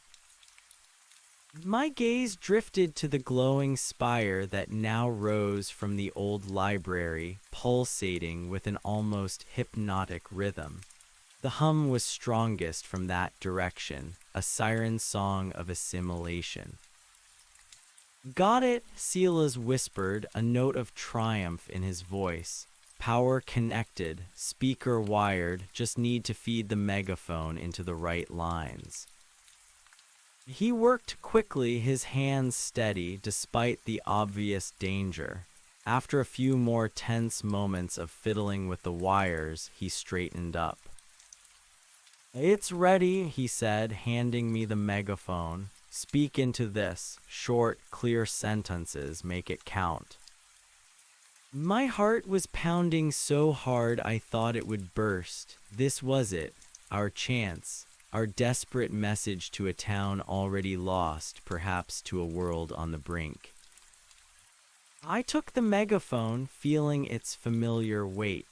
The hum surged in my head, trying to drown out my resolve to tell me that this was useless, that they wouldn't listen, that they couldn't be saved. But I pushed through it, fueled by the memory of Jed, of Daniel's shattered face, of Sarah and Michael's desperate hope. I took a deep breath, fighting for clarity, for strength. My voice, rough and raw from days of fear and exhaustion, had to be heard. "Listen," I yelled into the megaphone, my voice amplified, echoing out over the transformed town, cutting through the hum and the distant clang clang clang of construction. It was an unnatural sound, a human voice shouting defiantly into the alien night. The effect was immediate and dramatic. The drones, previously buzzing purposefully, froze midair, their green optics swiveling